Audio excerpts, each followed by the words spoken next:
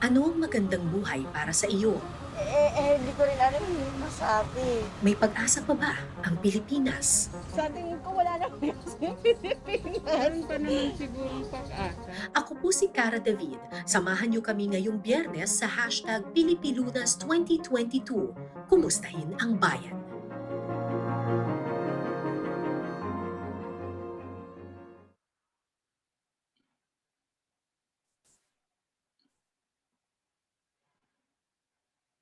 Alright, magandang umaga po sa inyong lahat. Medyo maganda yung discussion ng dalawang babae doon. Sabi niya, parang wala na atang pag-asa Pilipinas. Tapos sabi ng isa, meron pa naman. Nako, yan ang isa sa mga pag-uusapan natin ngayong umaga. Magandang umaga sa inyong lahat. Welcome po sa hashtag Pilipilunas 2022. Kumustahin ang bayan. Ako po si Cara Patria David, isang broadcast journalist at profesor po dito sa UP Diliman. The elections are just around the corner at ramdam na nga nating malapit ng eleksyon kasi ang dami ng mga politikong nagpaparamdam, nagpapalapad ng papel, nakikita na natin yung mga alyansang mga binubuo, kanya-kanya na rin silang diskarte para mas makilala ng publiko at makakuha ng pondo para sa kampanya. Pero ang tanong natin, ang eleksyon nga ba ay tungkol lang sa mga politikong tatakbo? Higit sa mga kandidato, ang eleksyon ay dapat tungkol din sa mga hinaing at hinihiling ng mga tao. More than the candidates, it should be about us, it should be the voters, it should be about the constituents, our country. Kaya naman, nagdesisyon ng UP Diliman na ilagay ang spotlight sa bayan at sa taong bayan. Kaya simula po sa araw na ito, magkakaroon tayo ng serye ng mga webinar tungkol sa eleksyon at mga isyong dapat pagtuunan ng pansin sa panahong ito. Ang hashtag Pilipilunas 2022 ay handog sa atin ng Office of the Chancellor, Task Force on a Blueprint for Building the Nation ng UP Diliman sa pakikipagtulungan ng Office for the Advancement of Teaching, UP Center for Integrative Studies Political Economy Program at ng DZUP, ang ating official media partner. Para po opisyal na buksan ang ating programa, narito po ang Chancellor ng University of the Philippines, Dr. Fidel Nemenso. Good morning po, Chancellor Nemenso. Magandang umaga nga. Lumalabas na ba ang video? Yes po.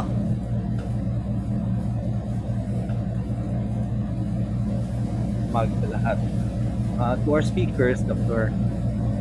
Edillon, Dr. Mahar Mangahas, Dr. Ronald, Holmes, Walden, Bello, colleagues and UP friends, guests. Good morning to everyone. Magandang umaga sa lahat.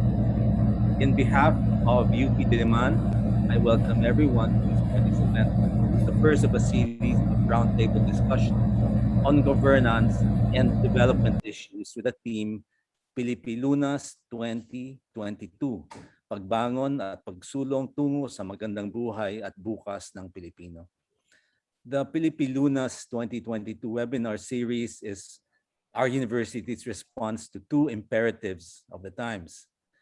One is the devastation that COVID-19 has brought upon our country, which is a series of blows that have exposed the vulnerabilities of the Philippine state and development pattern.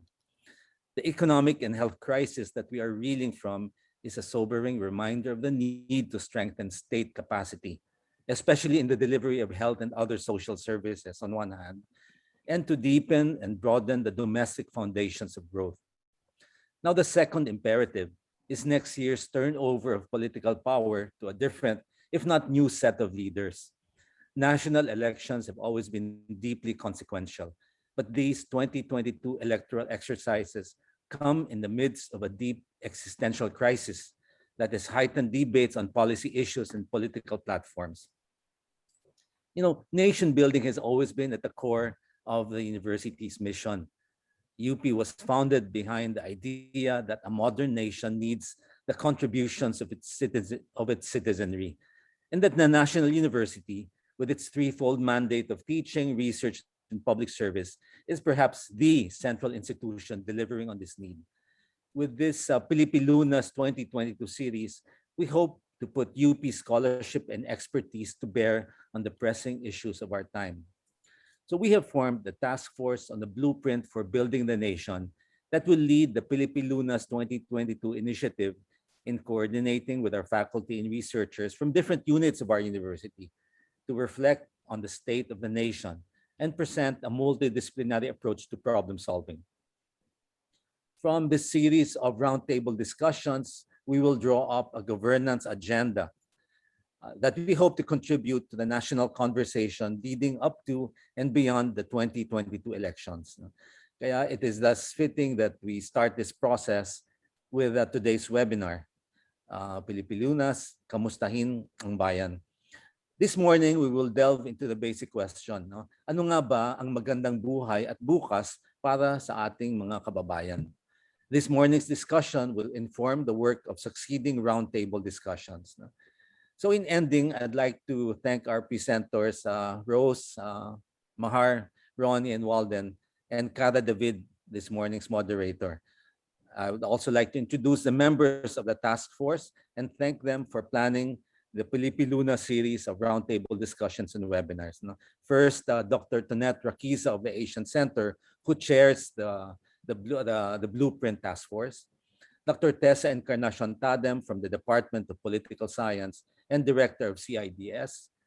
Dr. J. Batongbakal from the UP College of Law. Dr. Marivic Raquiza from the National College of Public Administration and Governance. Dr. Joseph Capuna from the School of Economics. Dr. Tina Clemente from the Asian Center, Dr. Ton Clemente from the Department of Psychology, Dr. Laura David from the Marine Science Institute, and Dr. Pancho Lara from the Department of Sociology. Most especially, I'd like to thank Ton Clemente, who is the convener of this roundtable discussion, and the Office for the Advancement of Teaching, as well as the Political Economy Program of the Center for Integrative and Development Studies, or CIDS, for co-sponsoring this event. Muli, maraming salamat sa inyo at magandang umaga. Maraming salamat po sa inyo, Chancellor Nemenso. At ngayon pa lang, ang dami na pong nagpapasalamat doon sa ating chat box na babasa ko ngayon via Zoom, na nagpapasalamat sila para sa initiative na ito. Kasi tama po kayo, hindi naman po dapat about personalities lang ang eleksyon. More than that, kailangan may agenda. Saan ba tayo talaga patutungo? At para magawa natin yan, we need discussions like this na pag-usapan ano na nga ba ang status ng Pilipinas ngayon and how do we move forward. So thank you very much, Chancellor Nemenso, para dito sa initiative na ito. Ngayong araw po ay ilulunsad natin ang hashtag Pilipilunas 2022. Ano nga ba ito? So nagbigay na ng konting explanation kanina si Chancellor Nemenso. Pero tingnan po natin mula po sa pangalan, Pili 2022, kasi serye ito ng mga gawain para sa darating na eleksyon. Tatalakayin natin yung iba't ibang mga issue, kakausapin natin ng bayan, at lalapit tayo sa mga tatakbo. At Lunas, dahil sisikapin nating tumulong sa pagbuo ng isang agenda tungo sa pagbangon. Pero hindi po tayo makakabuo ng agenda kung hindi natin alam ang tunay na kalagayan ng bansa. Paano ka hahanap ng solusyon kung di mo alam ang punot dulo ng problema, di ba? Kaya sa ating unang webinar, kukumustahin muna natin ang bayan. Nasaan na nga ba ang Pilipinas ngayon? Saan tayo papunta? At paano tayo makakarating sa ating destinasyon? Mahahati po sa 3 bahagi ang ating webinar ngayong araw. Yung unang bahagi po, aalamin muna natin yung pananaw at pulso ng mamamayan. Ano ba ang pananaw nila sa kalagayan ng bansa ngayon? Ano sa tingin nila yung mga pinakamalalaking issue or problema na dapat pagtuunan ng pansin at dapat malutas? Sa ikalawang bahagi, makakasama naman natin mula sa sektor ng gobyerno dahil meron daw silang binalangkas na plano or vision kung saan patungo ang Pilipinas sa mga susunod na taon. At sa ikatlong bahagi, makakasama natin ng isang sociologist na magbibigay sa atin ng kanyang pananaw kung nasaan na nga ba talaga ang Pilipinas ngayon sa larangan ng ekonomiya, politika at pagbibigay ng mga basic needs or batayang pangangailangan ng taong bayan. Meron pong tig 15 minutes yung ating 4 na bisita to do their presentation. Pagkatapos po nun ay magkakaroon tayo ng open forum or may ikling talakayan kung saan kayo pong lahat na nanonood ngayon ay maaari pong magbigay ng tanong sa ating mga panauhin. Maaari nyo po yung gawin sa pamamagitan ng chat box dito sa Zoom or sa comment section kasi live po tayo ngayon via Facebook. Okay, game na. Simulan na po natin. Nasaan na nga ba ang Pilipinas ngayon? kung siguro mga politiko sa administrasyon ang tatanungin natin, siguradong magpipinta sila ng isang magandang sitwasyon. Kabaliktaran naman yan kung taga-oposisyon ang kakausapin natin. Pero kung ang karaniwang Pilipino na nakakaramdam ng lahat ng nangyayari sa Pilipinas ngayon ang tatanungin, ano kaya ang kanyang sasabihin? Sa palagay ko, masasagot ito ng ating unang bisita, ang co-founder at kasalukuyang president ng Social Weather Station, SWS, naging profesor ng economics sa Universidad ng Pilipinas, isang multi-awarded economist na tanggap po niya ang Lifetime Achievement Award mula sa World Association for Public Opinion Research Asia para sa kanyang contribution sa survey research sa Pilipinas.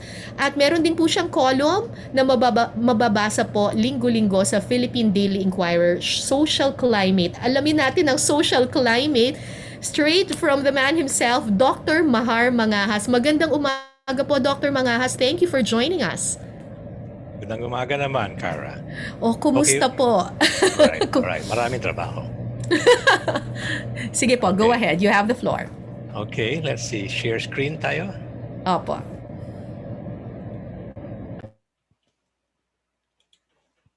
Okay. So, binago ko ng konti ang aking titulo. Ang tinanong sa akin ni Fidel ay magtalakay ka tungkol sa happiness. Pero alam ko na kung 15 minutes lang ang binibigay sa akin, ang mensahe ko dito ay tingnan natin ang unhappiness kasi mas importante yon. At least for me. I hope you think so also. Tingnan natin. Ngayon, para sa kayong mga academics dyan, mayroon isang bagong libro, The Pope of Happiness, isang handog kay Ruth Van Hoffman, who we call the Pope of Happiness in the world circles of happiness. It's a very important reference book, and if you want to know how it is actually being studied across the world, look at this. This is very new, and if you like, I can give you an e-book kasi napakamahal ito yung mga Springer publications. Ask my secretary, we have e-books for you. Ngayon, ako ay inimbita na mag-contribute sa librong ito. So ito ang paper ko. Oops, teka muna. Ang aking bahagi dito ay chapter 17, which focuses on the lower end of the happiness scale, the unhappiness, the dissatisfaction with life. Actually, sabay ito sina-survey, sabay ang happiness at saka unhappiness. Pero dito ang opinion ko, dapat mas tingnan natin ang unhappiness. At bakit naman, isang minuto lang ito, ito ay napaka-importanteng filosofiya, ang A Theory of Justice ni John Rawls. Siguro hindi niyo masyadong kilala ito, pero ito ay napaka-importante. Meron tayong Filipino Rawlsian, si Jose Diokno. Kitang-kita sa kanyang sulat, A Nation for Our Children, na ang filosofiya niya ay Rawlsian. Meron tayong UP expert sa Rawls, si Raul Pagdanganan, si Tony Labiña, si Zoe Molina. Nakausap ko silang lahat noon at sila ay nakapag-aral ng Rawls sa Harvard at kung saan-saan pa at makakapagturo sila sa Rawls kung gusto ninyo. So I think we should invite them to do that. Now, ang basic philosophy ni Rawls ay tungkol sa social contract. Ano ang universally magugustuhan ng mga tao sa mundo? Magkokontrata sila, voluntarily magkokontrata sila kung hindi nila alam ang kanilang kalagayan. Kung may so-called veil of ignorance, kung sila pa ay hindi pa isinilang, kung hindi nila alam kung sila ay magiging lalaki, babae, hindi nila alam kung sila ay magiging Pilipino, Amerikano, Inchik, hindi nila alam ang kahit na ano tungkol sa anong mangyayari sa kanila. Ano kaya ang magiging kagustuhan nila sa mundo? At ang resulta nito, hindi ito religious. Ang resulta nito ay ang kontrata ito ay magiging very, very conservative, ay magiging tungkol sa poverty, tungkol sa discrimination, tungkol sa dapat walang slavery, yung mga ganon. Hindi tungkol sa happiness, kundi tungkol sa minimization and avoidance of suffering. Yan ang magiging contents ng social contract.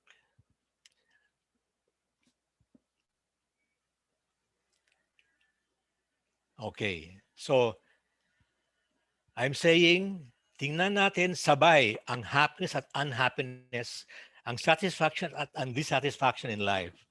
Nang unang-una, meron tayong mga data dito. Sinasurvey natin ito regularly. Ito'y hindi constant. Palit ng palit ito over time. Ha? So wag sabihin na, oh, masaya tayo. Yung kasayahan na yan ay papalit ng papalit. Secondly, sapagkat ako ekonomista, ito ay talagang connected sa economic sufficiency or deprivation, sa pagkamahirap at sa gutom. So very, very obvious na kung i-concentrate tayo sa reducing poverty and ending hunger at wag sa gross national product, okay, yan ang talagang pinaka-importanting mensahe dito, mas nakakabuti yan sa Pilipinas. Wag growth ang i-concentrate on, kundi ang reduction of suffering. Okay. Then we can study it some more.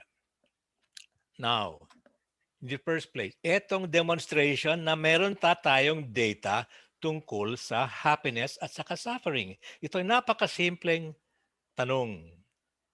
Kung kayo ay very happy, fairly happy, not very, not at all happy. Simpleng 4-point scale ito tungkol sa happiness. Okay? Yung favorable ay doon sa ilalim. Yung dark green at saka yung light green. Yung unfavorable naman, at yun, I think, is what you should look at. Yun ang yung mga not very happy at not at all happy. Look at that. Huh? Look at that. Siyempre, ang karamihan ay nasa happy side. No? We are a stable, otherwise we would not even be a stable community. But yung violet at saka yung red sa itaas, hindi yan constant. Nagpapalit-palit yan. And if you look over from 1991 to 2019, maraming tayong beses ginawa ito sa SWS. You will see na actually medyo downward ang mga unhappy. Medyo downward. Okay? Not constantly downward, but medyo downward up to 2019, of course, kasi hindi pa natin ito ginawa ng 2020 at 2021. But that's temporary. That's temporary. Okay? So, I'm sure, because we have other indicators na talagang bumagsak yan sa 2020 and 2021. But please note that this is measurable. This must not be disregarded. This is as measurable as poverty.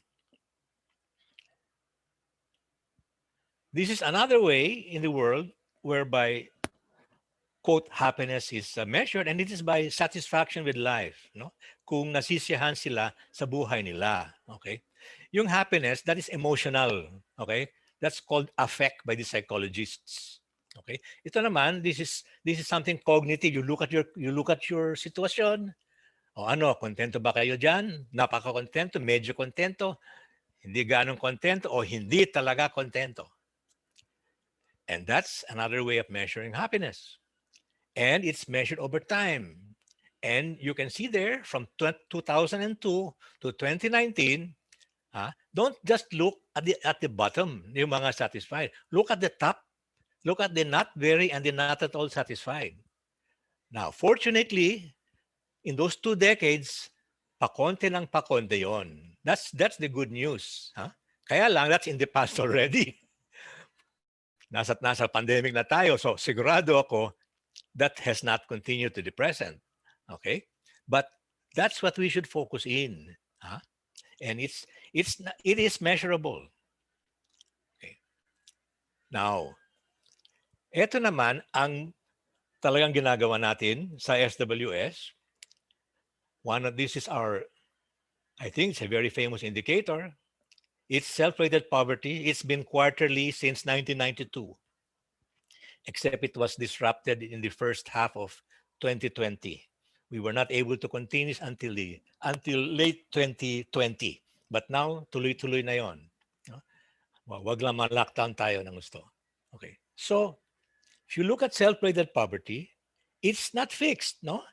There, if you look at the long haul over the decades, yes, there's a decline. Yes, there's a decline. But if you look at certain points in time, you know, it spikes up many times. Huh? Yung 48%, that's the latest one. That is June, as of June 29, June 2021. Half of the Filipino people, the families, household heads, say that they are poor. Okay, say that they are poor. Okay. So that's what I'm saying. We should look at. Don't look at the per capita gross national income. That's the average. It's not the average that we must look at. It's the lower end. Okay. And here's another indicator, very important indicator. It's hunger. Right? Now, itong hunger, we were able to do this somewhat in 2020 because we don't need pictures in order to survey this. Unlike self-rated poverty, we have to show them the words, mahirap, hindi mahirap. We have to show them the line. Dito, nasa survey ito ng kahit nasa telepono. And we were able to do this starting in May 2020. That's why you could see there yung super spike, 30% of Filipino families saying that they suffered hunger over there. Well, nagbawas ng konti, all right? But it's still not back to the pre-pandemic times. No? Ito ang pinaka-latest. It was only released last week. 13.6% of Filipino families. Yung 11.5, that's the moderate. Yan ang nakaranas ng gutom ng minsan lang o ilang beses lang. At yung 2.1, yan ang talagang severe. Severe hunger. Okay. So itong hunger, well, as you can see, ito ay volatile, volatile. Right now, with this lockdown again, I'm really afraid this is going to spike up. You prevented people from earning a living. Talagang lulundag ito. Lulundag ito.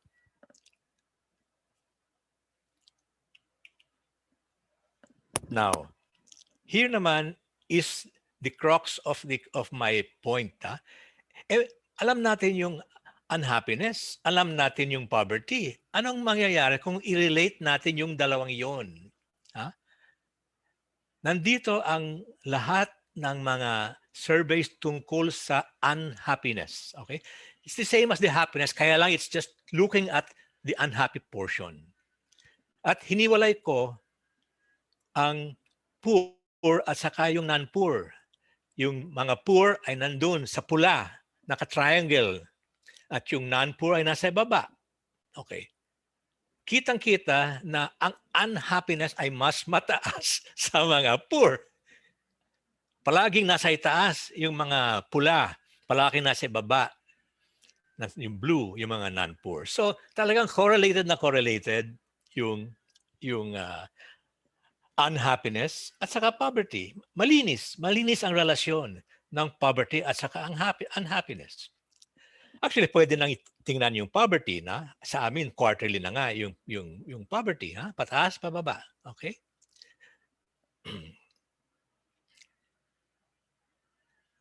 Ito na naman ang relasyon, ang unhappiness at saka hunger. Okay? Now, dalawang grado namin ng gutom, may severe at may moderate. Okay? Tingnan nyo, nandun sa itaas lagi yung unhappiness ng mga severely hungry. Yun ang yung mga pula, yung mga red diamond, triangles. Okay? Nasa kalagitnaan, yung mga unhappiness ng mga moderately hungry. Yan ang mga blue-green circles. At nasa baba, yung unhappiness ng mga hindi gutom. Okay? So malinis ang relasyon. Very seldom do these lines cross. Very seldom. There are a few exceptions, but that's very seldom. We don't know the reasons for that. Okay? You can also see na kahit na hindi hungry, may konting unhappiness pa, by the way. Huh? So you cannot eliminate unhappiness if everybody is not hungry. Okay? So there'll always be something over there. So ito na ang concept na undeserved unhappiness. Because who deserves hunger? Nobody deserves hunger. Hindi ba? Pero kung hungry ka, mas malakas ang lakas-lakas ng probability na unhappy ka. So that's not your fault, you see. And that, I think, is a social obligation for the country as a whole, for the government, to lessen this undeserved unhappiness by lessening hunger. Because hunger, definitely, the government can do something about that. No? Sana, Rose, may ayuda at malaki yung ayuda nitong dalating na 2 linggo because this is really very critical, depriving people of a means of livelihood. But here, we are about to enter a period of severe hunger kasing hindi makakapagtrabaho ang mga tao. So, happiness and unhappiness, they are dynamic. They are part of the Philippine social history. And we're trying to document this with statistics in SWS. Yan ang mission namin, na isama sa statistics itong mga bagay na ito na tungkol sa unhappiness, dissatisfaction with life, tungkol sa suffering. Mas importante ang suffering kaysa sa yung kasayahan in terms of social responsibility. Okay? Because if unhappiness is due to economic deprivation, that's not deserved.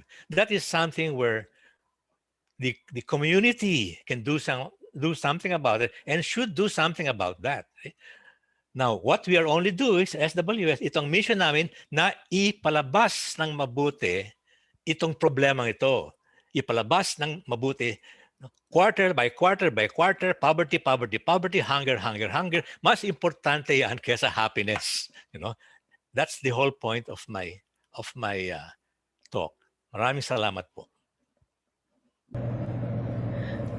Maraming salamat po, Dr. Mangahas. Alam nyo, I've been following itong mga yung happiness surveys ng SWS. Tapos lagi kong meron at the back of my mind, lagi kong tinatanong sa sarili ko. Pero di ba laging sinasabi that Filipinos are generally happy, we're naturally resilient. So siguro palagi tayong masaya. Pero mas nabigyan ngayon Dr. Mangahas ng context sa akin para sa akin. Yung sinabi mo na, oo, importante yung happiness pero mas importante yung unhappiness na i-measure din natin yung unhappiness. Yun pala yung pinanggagalingan noon. Oo. So pag sinabi sige po. Significant yung unhappy. Hindi it is never the majority. Opo. Pero itong proportion na ito, 10%, 15%, 20%, pataas pababa yun, hindi ba? True. Yan ang importanteng tingnan. Oo. Kagaya ng crime, for example, you don't look at the peace and order, you look at the crime. Kagaya ng health, you look at the sickness. Di ba? You look at the problem. Tama. And yan ang practical na monitoring na ginagawa. Tama. And very interesting po yung point ninyo na wag growth lang ang tingnan, kundi yung reduction of poverty. Let's not just, kunyari we're talking about poverty, let's not just talk about gross per capita income, let's talk about self-rated poverty. Pero what do you say, Dr. Mangahas, to some people na sasabihin nila, bakit hindi pag-uusapan ng growth pero ang titingnan reduction of poverty? But isn't growth in the economy, wouldn't that lead to a reduction of poverty? Yan ang lagi yung sinasabi nila, di ba? Yan ang trickle down. So many decades of importance. That's not that's very, very slow. Alam mo yun, ngayon, ang pinaka-importanting program ay ang conditional cash transfer. And when did that start? Only in the last decade. Totoo. Diba? Only in the last decade because always and always the emphasis has been on growth. No. emphasize the poor. Oo. Education, you're giving them a transfer so that they will keep their children in school. Right. Okay, sa ngayon, fully one half of Philippine household heads have not finished high school. Totoo yan. Paano sila makakapagsweldo ng mabuti kung hindi pa sila nakatapos ng high school? Oo. Tama yan. At By saka, this time, dapat 3/4 na ang nakatapos ng high school, hindi one half. So it's important to look at statistics and data ganyan, pero mas importanteng tingnan kung talaga bang nagtatranslate ito doon sa actual reduction of poverty. Pinag-uusapan na rin natin education. Ako, I've done a lot of documentaries na ang taas ng literacy rate ng Pilipinas, pero pag kinausap mo yung mga bata, hindi naman functionally literate. Hindi nagagamit yung kanila, yung quality, 'di ba? So it's the same thing. Let's not just look at the numbers. So that they can have a good wage rate. Correct. Yeah. Oo. Last na lang po ha, kasi ito pong si Ma'am Jessica Canto, sabi niya, may comment lang siya on your presentation. Similar po on the employment and underemployment statistics.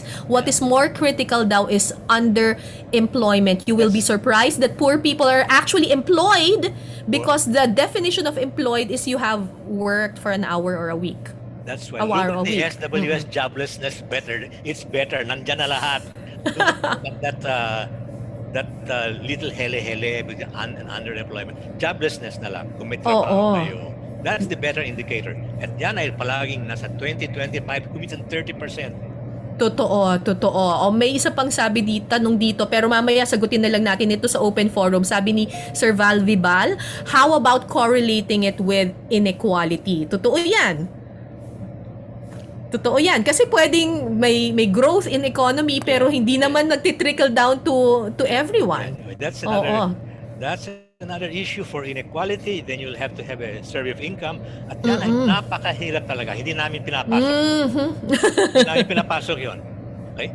Oo. Or you can use tax data or something. But like Piketty. So ito ay problema ng actual measurement. Okay? Problema ng income, napakahirap. Napaka-pikis-mikis ang ginagawa. Correct. And also oversized sampling. Correct.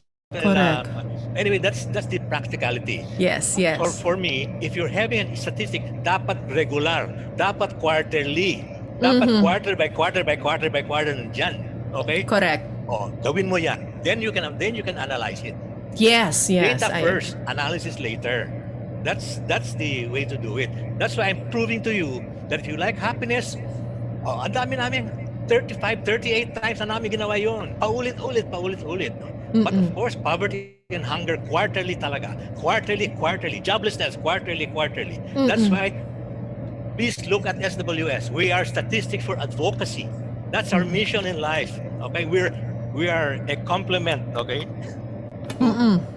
To social science analysis for this country. Maraming salamat po, Dr. Mangahas. Uy, wag po muna kayo aalis kasi marami pa pong tanong yung ating mga viewers mamaya for the open forum. Thank you very much, Dr. Mahar Mangahas of the SWS. Nako, Very welcome. nagiging exciting talaga yung ating discussion ngayon at ngayon ako I'm sure marami rin tayong matututuhan dito sa susunod nating speaker. Alam niyo po, sa tuwing dumarating yung eleksyon, ang daming pangako na naririnig mula sa mga politiko. Pero kung yung nakararaming Pilipino ang tatanungin, ano nga ba para sa kanila yung mga issue at problema na pinakamahalaga? Paano nga ba naapektuhan ng pandemya yung pulso ng mamamayan? Nakakaramdam pa rin ba sila ng pag-asa sa kabila ng matinding sitwasyon na pinagdadaanan natin ngayon? Para tulungan tayong kilatisin ang pulso ng taong bayan. Kasama natin ngayon ang presidente ng Pulse Asia Research Incorporated. Siya rin po ay isang full professor sa Department of Political Science ng De La Salle University, Manila. 3 beses na siya naging tagapangulo ng Philippine Political Science Association at nagsilbing chair of the board ng Philippine Social Science Council. We are honored to have with us today Dr. Ronald Holmes. Good morning, Dr. Holmes. Dr. Ronnie. Magandang umaga, Kara. Magandang umaga sa lahat. At maraming salamat sa pamantasan ng Pilipinas, ng Universidad ng Pilipinas. It's nice to be back. Tagal na ako hindi pumupunta sa UP. though ito'y virtual. Oo. Maraming salamat sa paanyaya. Nako, thank you po sa inyo kasi I'm sure ito sobrang importante po ito eh. Ano ba yung pananaw ng mga Pilipino tungkol sa kasi kanina pinag-usapan yung how they rate themselves, yung happiness nila, poverty, hunger, etc. Ito ano ba yung mga issues na importante para sa mga Pilipino? Ano ba yung pulso nila sa nangyayari ngayon sa ating bansa? So go ahead po, Dr. Ronnie. Tama ka, yung binigay sa akin mga katanungan na gusto nilang talakayin ko ay may kaugnayan rin sa tatlong to. Una, anong epekto ng pandemya sa pananaw ng mga Pilipino tungkol sa pamahalaan? So, ano yung effect ng pandemic about the perception of government? Pangalawa, anong mga usapin ang mahalaga para sa mga Pilipino o sa kanilang pananaw ay napaka-urgent para sa susunod na halalan? At pangatlo, anong mga katangian ang hinahanap ng mga Pilipino sa mga namumunong politikal para maiangat ang uri ng kanilang pamumuhay. Medyo mahirap sagutin itong mga tanong na ito. Subukan kong sagutin, gaya ni Dr. Mangahas, batay sa mga survey na aming sinasagawa na quarterly rin at bilang isang pangmatagalang nagsusuri ng politika sa ating bansa. Sisimulan ko siguro tungkol sa COVID. Nailabas na namin to sa aming quarterly survey. Nagsimula muli kami ng face-to-face survey noong September 2020. At sa face-to-face survey na aming sinagawa, 4 na ito, simula nung lift ang ECQ. Ang lumalabas dito, karamihan ng Pilipino, o halos ng Pilipino, ay nangangamba na meron miyembro nila na magkakaroon ng COVID. So maaring etong ganitong pananaw, ang magpapalinaw kung ano ang magiging perception o pangamba, ito yung pananaw na magpapalinaw kung ano yung magiging perception nila sa pagganap ng pamahalaan. Dito sa survey namin, lumalabas din nung huli na medyo may magandang pangitain. Ngunit kahapon ay merong hindi masyadong medyo masama ang nangyari kahapon nung nagkaroon ng parang crowding sa mga vaccination center. Ang magandang pangitain rito, lumalabas na bumaba na yung tinatawag na vaccine hesitancy. Kung ihahambing natin doon sa mga naunang survey na kung saan ang karamihan ng mga Pilipino ayaw magpabakuna. Itong huling survey ay mas marami ng Pilipino ang gusto magpabakuna. Maring dala ito nung surge na naganap noong Marso. At ito'y maaaring tumaas pa dahil sa ngayon ay may ECQ at lumalabas na mahalaga talaga ang pagbabakuna sapagkat may iwasan nito na maging malala yung sakit nila kung magkakaroon sila ng COVID-19. Sa aming survey, meron kaming isang open-ended question kung saan tinanong namin ano ang pangunahing kahinaan o kakulangan ng pamahalaan sa pagtugon sa pandemya. Or what is the primary deficiency or weakness of the government in responding to the pandemic. Kagaya nung nabanggit kanina ni Dr. Mangahas, lumalabas dito na 1 sa 5 Pilipino naniniwala na kulang o walang ayuda na nabibigay para sa naapektuhan ng pandemya. Ito'y mahalagang usapin sapagkat ngayon ay nasa ECQ na naman ang ilang area sa bansa. So itong unang kakulangan na nakikita mga Pilipino, mahalagang bigyan diin to dahil 9 sa 10 Pilipino ang nagbigay ng puna sa nagawa ng gobyerno. 1 lamang sa 10 ang nagsasabing walang kakulangan ng gobyerno. At doon sa 9 sa 10, ang pinakamarami nagsasabi kulang yung ayuda, mabagal ang proseso o progreso ng pagbabakuna.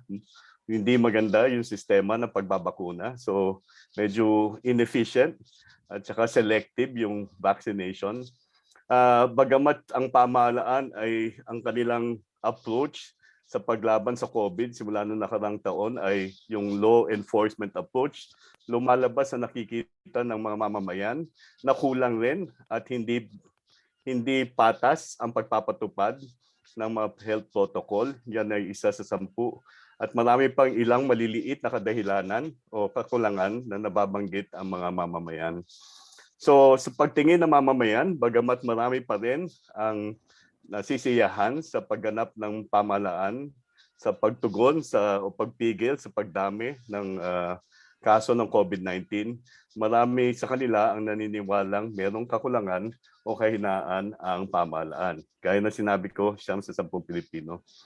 Tutungo naman ako doon sa pangalawang katanungan, ano ba yung mga usapin na mahalaga para sa mga mamamayan, lalong-lalo na naparating na ang eleksyon. Every quarter, we ask a question and the question is shown on screen. Ang katanungan dito, basically, nagbigay kami ng listahan ng iba't ibang mga usapin.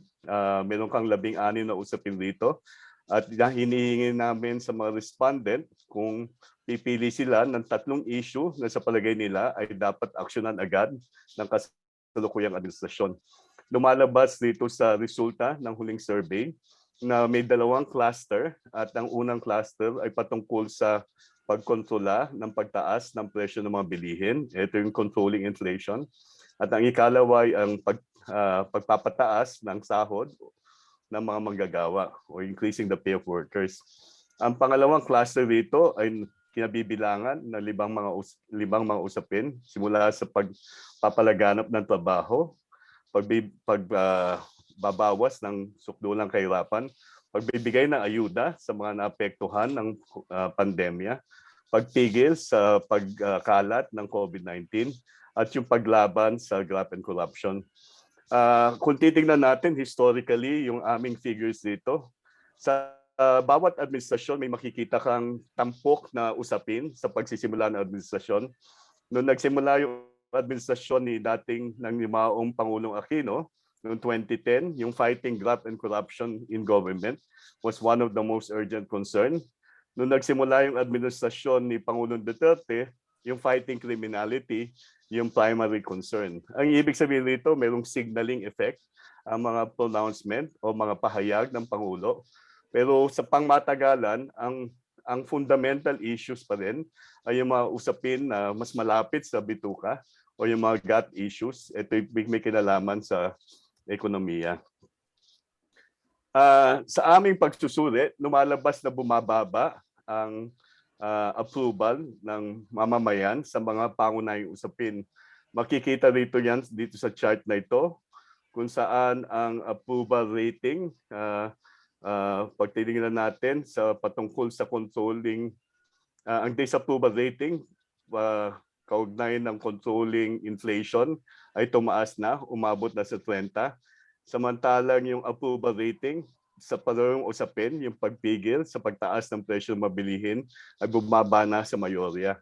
Ibig sabihin, dahan-dahan lang hindi nasisiyahan ang mamamayan sa pagganap ng tungkulin ng pambansang administrasyon o pagtugon ng pambansang administrasyon sa mga pangunahing usapin na sa kanila ay napakahalaga na dapat tugunan kaagad ng pamahalaan. Tutungo na ako ngayon dahil may limitasyon sa oras doon sa mga tinitignan ng mga Pilipino na mga importanteng katangian ng mga namumuno sa ating bansa. Ito'y batay sa aming mga survey nung nakaraang halalan.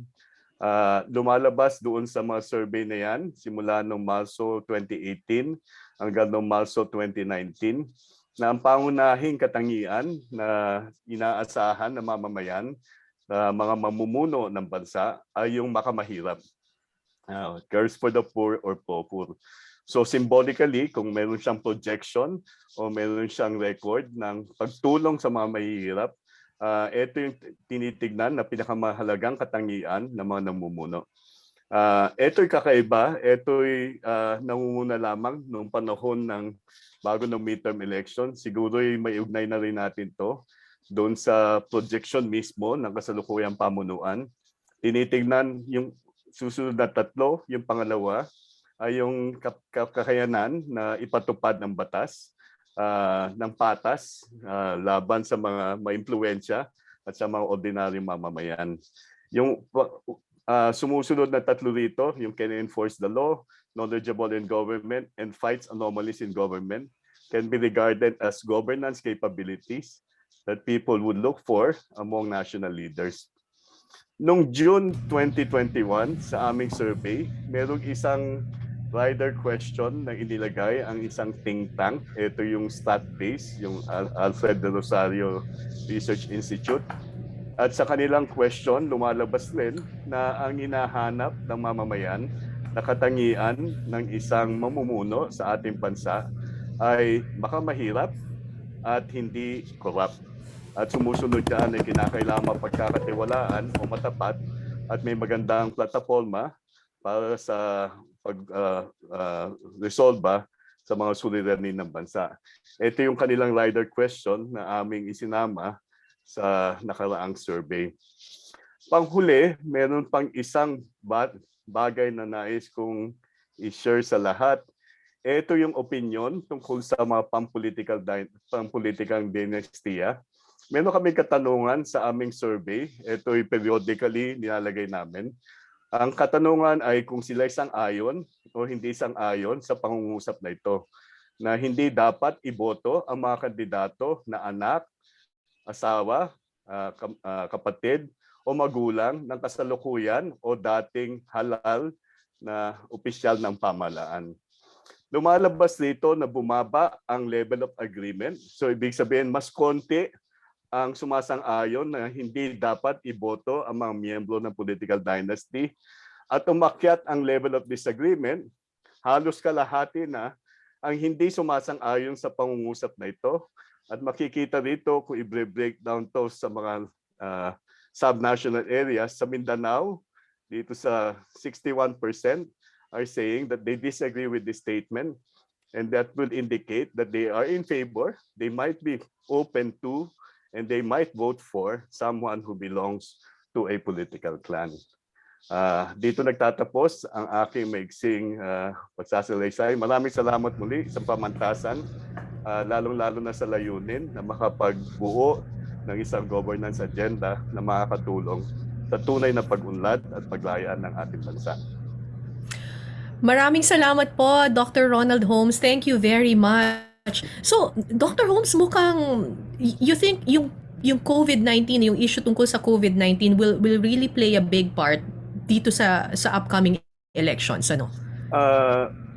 Karap, sa palagay ko, lalong-lalo na dahil wala tayong kasiguraduhan kung magpapatuloy itong mga Q, lalong-lalo na itong ECQ, na kung saan talagang nakaka-apekto ito sa kabuhayan ng napakaraming Pilipino.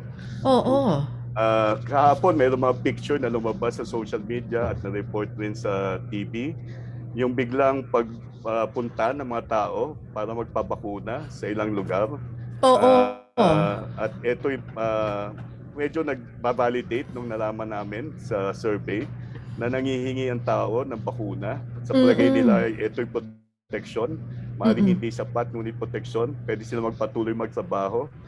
At ito rin ay makakapag-limita ng magiging malalang epekto kung sila yung magkakasakit.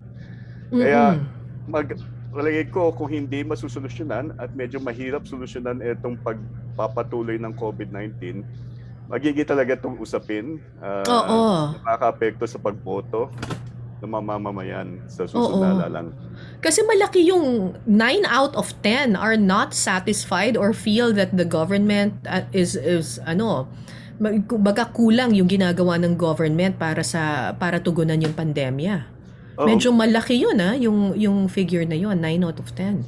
Merong ibig sabihin talagang ang mga Pilipino alam nila kung ano ang kanilang dapat na makuha sa gobyerno.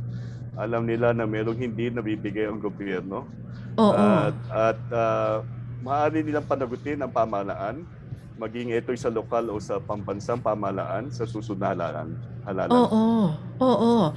Pero very surprising itong yung last part ng presentation mo tungkol sa political dynasties na parang tama ba yung pagkakaintindi ko na ngayon they are in favor of political dynasties na? Pero 47% na nadi-disagree doon sa statement na hindi dapat boto ang mga miyembro ng political clan. Ito'y halos kapareho ng amin na kukuha nung bago mag-election noong 2013. Diyo nagsisiso tong political dynasties. Sa akin siguro may dalawang pamantayan yan eh. At pwede itong pag-aralan ng mga kapwa ko mga social scientists. Ito'y ang pinagbabatayan nito ay yung performance ng political clan sa local level. Okay. At meron na mga pag-aaral dyan na isinagawa, kunyari mga akademiko sa pamantasan sa Universidad ng Pilipinas, School of Economics. Natatanda ako may pag-aaral tungkol sa kung ano yung performance ng political clan ay nakaka-apekto sa pagboto. At may mga political clan sa local area na competing, kaya they need to perform, they deliver, so therefore they're able to generate continuous support. You cannot think of political dynasties as just one set. Yeah. Kakaiba sila. At hindi ko masabi kung ano yung pinagbabatayan ng mga mamamayan, pero ang isang malinaw dito, nag-shift na naman. Dati-dati, mas malaki level ng agreement. Ate ang mga Pilipino, 1/3 nag-agree, 1/4 nagdi-disagree. Pero ngayon, halos kalahati na nagdi-disagree. At mayorya sa Mindanao, 1% nagsasabing hindi sila sang-ayon dito sa pangungusap na hindi dapat iboto ang isang kandidato na may kamag-anak na halal dati o sa kasalukuyan na halal na opisyal ng pamahalaan. Okay. So very interesting ito. Pag-usapan pa natin further ito sa sa open forum mamaya. Pero incidentally, Dr. Holmes, saan daw pwedeng, sabi ni Mayan Mendoza, sabi niya, thank you for sharing the data points. Syempre, mas gusto pa nilang himayin pa talaga kasi napakamalaman nitong data na pinresent ninyo. Saan po nila pwedeng makita yung mga slides? Pwede bang ma-access itong mga slides na ito so they can take a look at it again para mas ma-analyze pa nila? Pwede nang gawin ay i-email lang nila ako. Ilalagay ko ang aming email address, aking email address sa chat box. Gaya ng aming patakaran sa pangmatagalan itong nakaraang 20 taon, bukas kami nabigyan ng datos ang sino mang nag-aaral, lalo na po academic, para makuha ang datos sa papag-aralan, masuri nila secondarily yung aming data. Right, great. I just have to, isisingit ko lang po ito kasi maganda itong tanong ni Roland Badoy. Sabi niya, Dr. Holmes, since the survey showed that 9 out of 10 Filipinos are dissatisfied with government response to COVID, does this mean that the present administration's approval rating has also gone down? Yes, it has. Not to the extent that some people would wish it to, but it has. Talaga. Kasi meron pong, syempre may nilalabas na press release palagi yung administration na mataas pa rin daw yung approval rating nila. Well, I don't know what the press releases are. Yun lang nga, ang pambansang administrasyon, inihiwalay nila doon sa Pangulo, inihiwalay nila doon sa kalihim. Makikita natin doon sa mga survey. Minsan yung kalihim o yung Pangulo, madalas yung kalihim o Pangulo ay mas mataas ang approval rating kung ihahambing doon sa pambansang administrasyon. So, ang ay sino pinananagot nila? Yung kabuuan ng pamahalaan o yung namumuno ng pamahalaan? Magandang pag-aralan to at ito rin, being a social scientist, I think this is a challenge for many of us. How can we really we have to really look into this matter. Why is it that Filipinos would hold government in general, correct, but will not necessarily hold an official directly accountable? So that's correct to look at. That answers the question of Ma'am Karina Bolasco. Sabi nga niya, may disconnect ata kasi parang mababa yung pagtingin or yung may dissatisfaction with government pero mataas pa rin sa survey yung ilan sa mga namumuno, particularly the president. So kaya nilang pinaghihiwalay yon ng mga Pilipino sa mga sinesurvey ninyo na parang pag dissatisfied sila sa programa ng gobyerno doesn't necessarily mean they're dissatisfied with the president even if he's the head of government. Meron silang sinasang-ayunan na ginagawa ng Pangulo, meron silang hindi sinasang-ayunan, pero yun, sa sarili nila yun na pagtatasa. Sapat na ba na meron silang nakikitang ginawa, for example, ng Pangulo na tama, meron silang nakikitang mali, pero maring sa ilang Filipino yung nagawang tama ay sapat na para aprobahan ang Pangulo. Lumalabas yan hindi sa survey kundi sa mga FGDs pag pinoprove yung dahilan kung bakit sila nasisiyahan o aprobado sa Pangulo, nagtitiwala sa Pangulo. Iba't iba yung kadahilanan at tayo, I mean, if you ask each one of us, meron tayong magkakaibang dahilan kung bakit tayo sumasang-ayon o sumasang-ayon sa pamahalaan o sa isang namumuno sa pamahalaan. Wow, okay, okay. Nako, marami pa tayong pag-uusapan, Dr. Holmes, mamaya. At marami na po ngayong mga nagtatanong tungkol dun sa iyong presentation. Pero makakasama pa po natin mamaya si Dr. Ronald Holmes, mamaya po sa ating open forum. So, dyan lang po kayo kasi meron pa po tayong dalawa pang speakers. Thank you very much, Dr. Ronald Holmes from Pulse Asia. Maraming salamat po sa inyo. We'll see you later doon sa ating open forum. Alright, bago po tayo magpatuloy, nagtanong-tanong po ang DZUP sa ilan sa ating mga kababayan tungkol sa kanilang mga pananaw.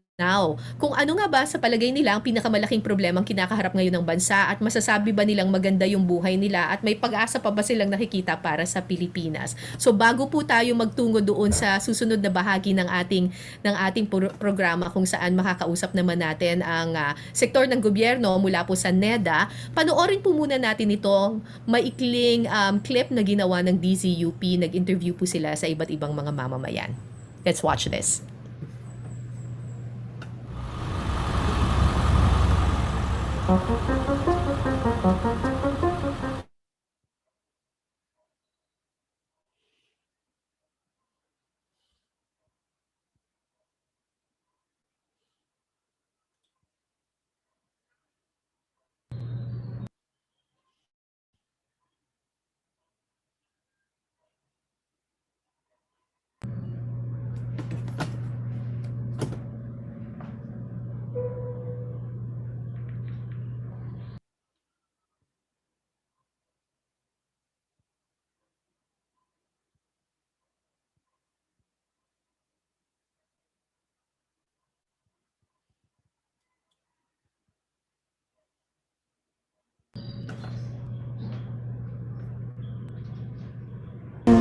Pera mo for the basic.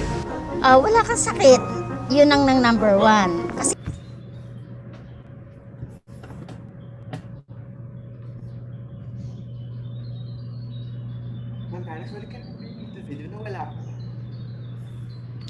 Alright, sorry we'll do this again. Pasensya na po, nagkaroon lang po ng konting technical problems. So, again, you'll be watching a short video clip done by DZUP.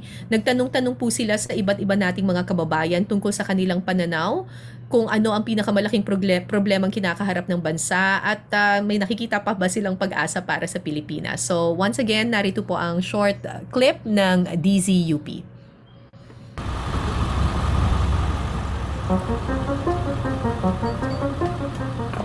Yan, yung COVID na dumapo dito sa atin. Saka yung bago na Delta. Kasi napakahirap kumilos ng mga mamayang Pilipino. Sa virus lang naman ang problem natin now eh. hindi tayo matapos-tapos, lahat, ang mga tao, balisa. Pati yung pag-aaral ng kabataan halos na-stop dahil sa sitwasyon. Talaga naman issue yung ekonomiya. Kahirapan. Ayun. Maganda ba? Parang wala na eh. Wala tayong magandang buhay. Palayasin mo mga korap sa gobyerno. Magandang buhay, enough yung pera mo for the basic. Wala kang sakit. Yun ang number one. Kasi yun ang kayamanan ng tao. Yung mabatid, makakain ng 3 beses maghapon, okay na yun. Magandang buhay kung edukada ka, may sapat ng edukasyon. Makatulong ka siguro ng konti sa mga nasa paligid sa'yo. Wala yung masabi yung kung ano yung karapatan nating pang-tao, gano'n. Kalayaan. Para sa akin yun yung satisfying na buhay.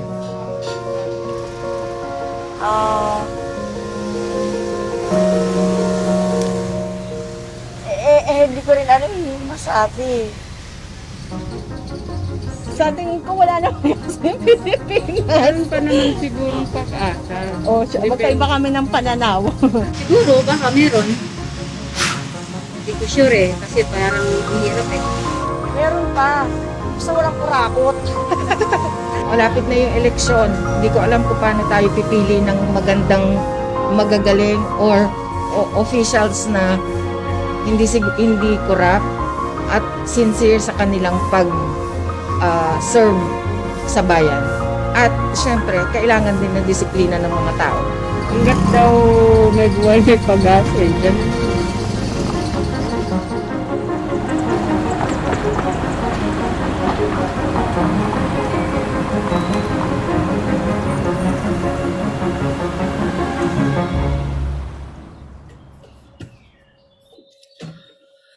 Alright, so halo-halo yung iba't iba yung pananaw na narinig natin. May nagsasabi wala na daw pag-asa, meron namang iba na habang buhay may pag-asa daw.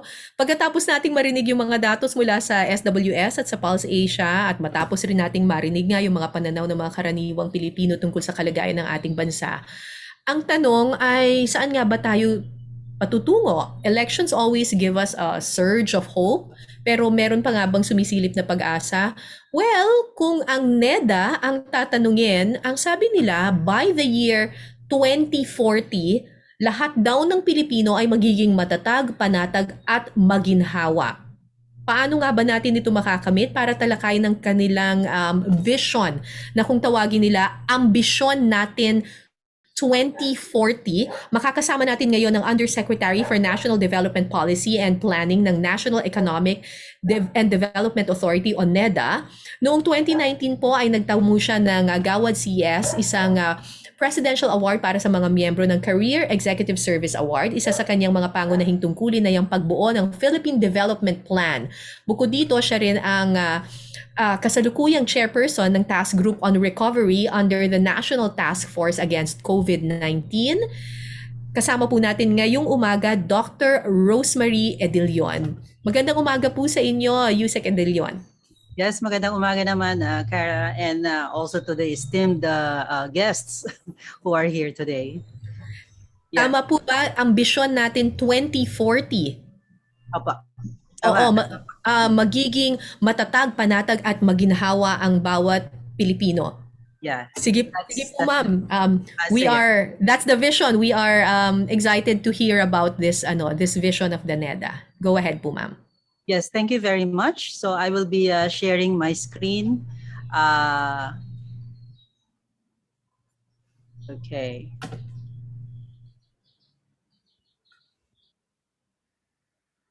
Yeah, gusto ko lang i-confirm. Are you able to see my screen?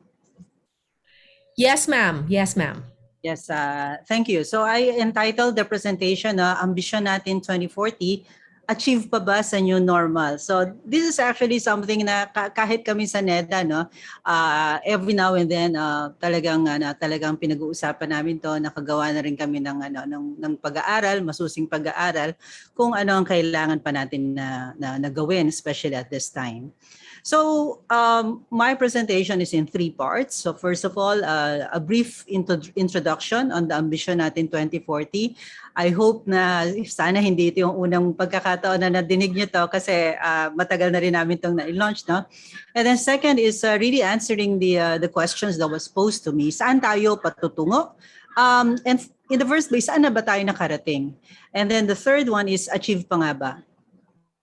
So this is actually the logo of the NEDA, no? Ito yung logo ng NEDA. So ito yung naging basehan namin sa pagbalangkas nitong Ambisyon natin 2040. Itong initiative na to, it started in late 2015 and nabuo mga March of 2016. Ang nakita namin dito is dapat sentro ang tao sa plano. So I joined the NEDA in November of 2012, no? So during the time na si Sec RC Balisacan yung secretary ng NEDA. And this was in late 2015. We were asking ourselves, what would we have done differently kung kunwari na umpisahan natin yung termino. So ang consensus naman sa amin na mga nag-uusap na we would have started with the vision. We should have started with the vision. Malaman natin ano ba talaga muna ang pangarap ng ating mga kababayan, no, going into the future, and then ibalangkas natin yung mga proyekto, mga programa along those lines. So what we did was to undertake a nationwide survey. Of course, marami pa rin mga FGDs muna na ginawa. Meron din kaming steering committee. And ito yung mga maraming questions, no? But broadly, three categories of questions. One is, what do you want to be? What do you want to do? And what do you want to have by the year 2040? So itong tanong na what do you want to be and what do you want to do, this actually follows from the Human Development Framework of Amartya Sen. Na sinabi niya, dinefine niya yung human development as being able to be what you want to be and to do what you want to do. Now this is actually kailangan talagang malaman namin, pero yun nga, it's actually easier said than done. But we needed to know this, and so hence that nationwide survey. 10,000 po ang amin naging respondents all across the country. Ito yung naging synthesis or summary of that ambition natin 2040, the life we want. Oh, you might be asking, by the way, bakit 2040? Ang tingin kasi namin, so at the time we were doing this was in 2015, so 25 years, that's roughly one generation. So pag halimbawa magtanong ka sa mga bata ngayon, parang madali mong masasabi na pag naging kaedad ka ng magulang mo, yan, roughly ganon. Ano yung tingin mo na dapat what you would have been, what you would have, what you want to have done, and what do you want to, already have by that time. So ito yung summary na Filipinos want to have a matatag, maginhawa, panatag na buhay. Yung kaninang nakita natin sa short video, that's really very true, no? Nakita namin dun sa kahit sa mga FGDs din na very, very payak yung pangarap ng Pilipino, but actually when you look at the details, medyo may pagka-komplikado rin ng konti. Kunwari yung matatag, they want that their families together, they want to have time with friends, work-life balance, a strong sense of community. Yung kanina, di ba, sabi niya gusto niya nakakatulong siya, yung nakakatulong ka sa iba. Free from hunger and poverty, they want a decent house with a secure home ownership, good transport and mobility options, travel and vacation. Ito lumalabas talaga to. And then panatag, enough resources for day-to-day needs. Yung meron ka talagang huhugutin. You enjoy peace and security, a long and healthy life, and comfortable retirement. Of course, during that time, we already made the determination ng kung sino-sino na ba ang pwedeng, nakaka-commit nito. And at that time, nakita namin na, we have a long way to go. In fact, ang una naming determination nun is that our per capita incomes need to increase by 3 times, no? So kailangan mag-increase siya by 200% actually by the time we get to 2040. Of course, the other isa pang makikita mo rito is there really is a need for a build-up of financial resources kasi kailangan una muna enough for their basic needs. Okay, that's one, para hindi sila nagugutom at hindi sila poor.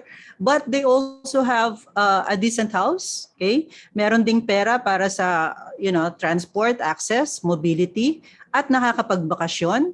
Okay, may savings. Okay, nakapagtabi rin para sa comfortable retirement. Pero make sure, take note as well, na ang gusto nila is balance. So meron ding time para i-enjoy yung the fruits of their labor so that, yung matatag na pamilya, matatag na community, and then of course, the long and healthy life.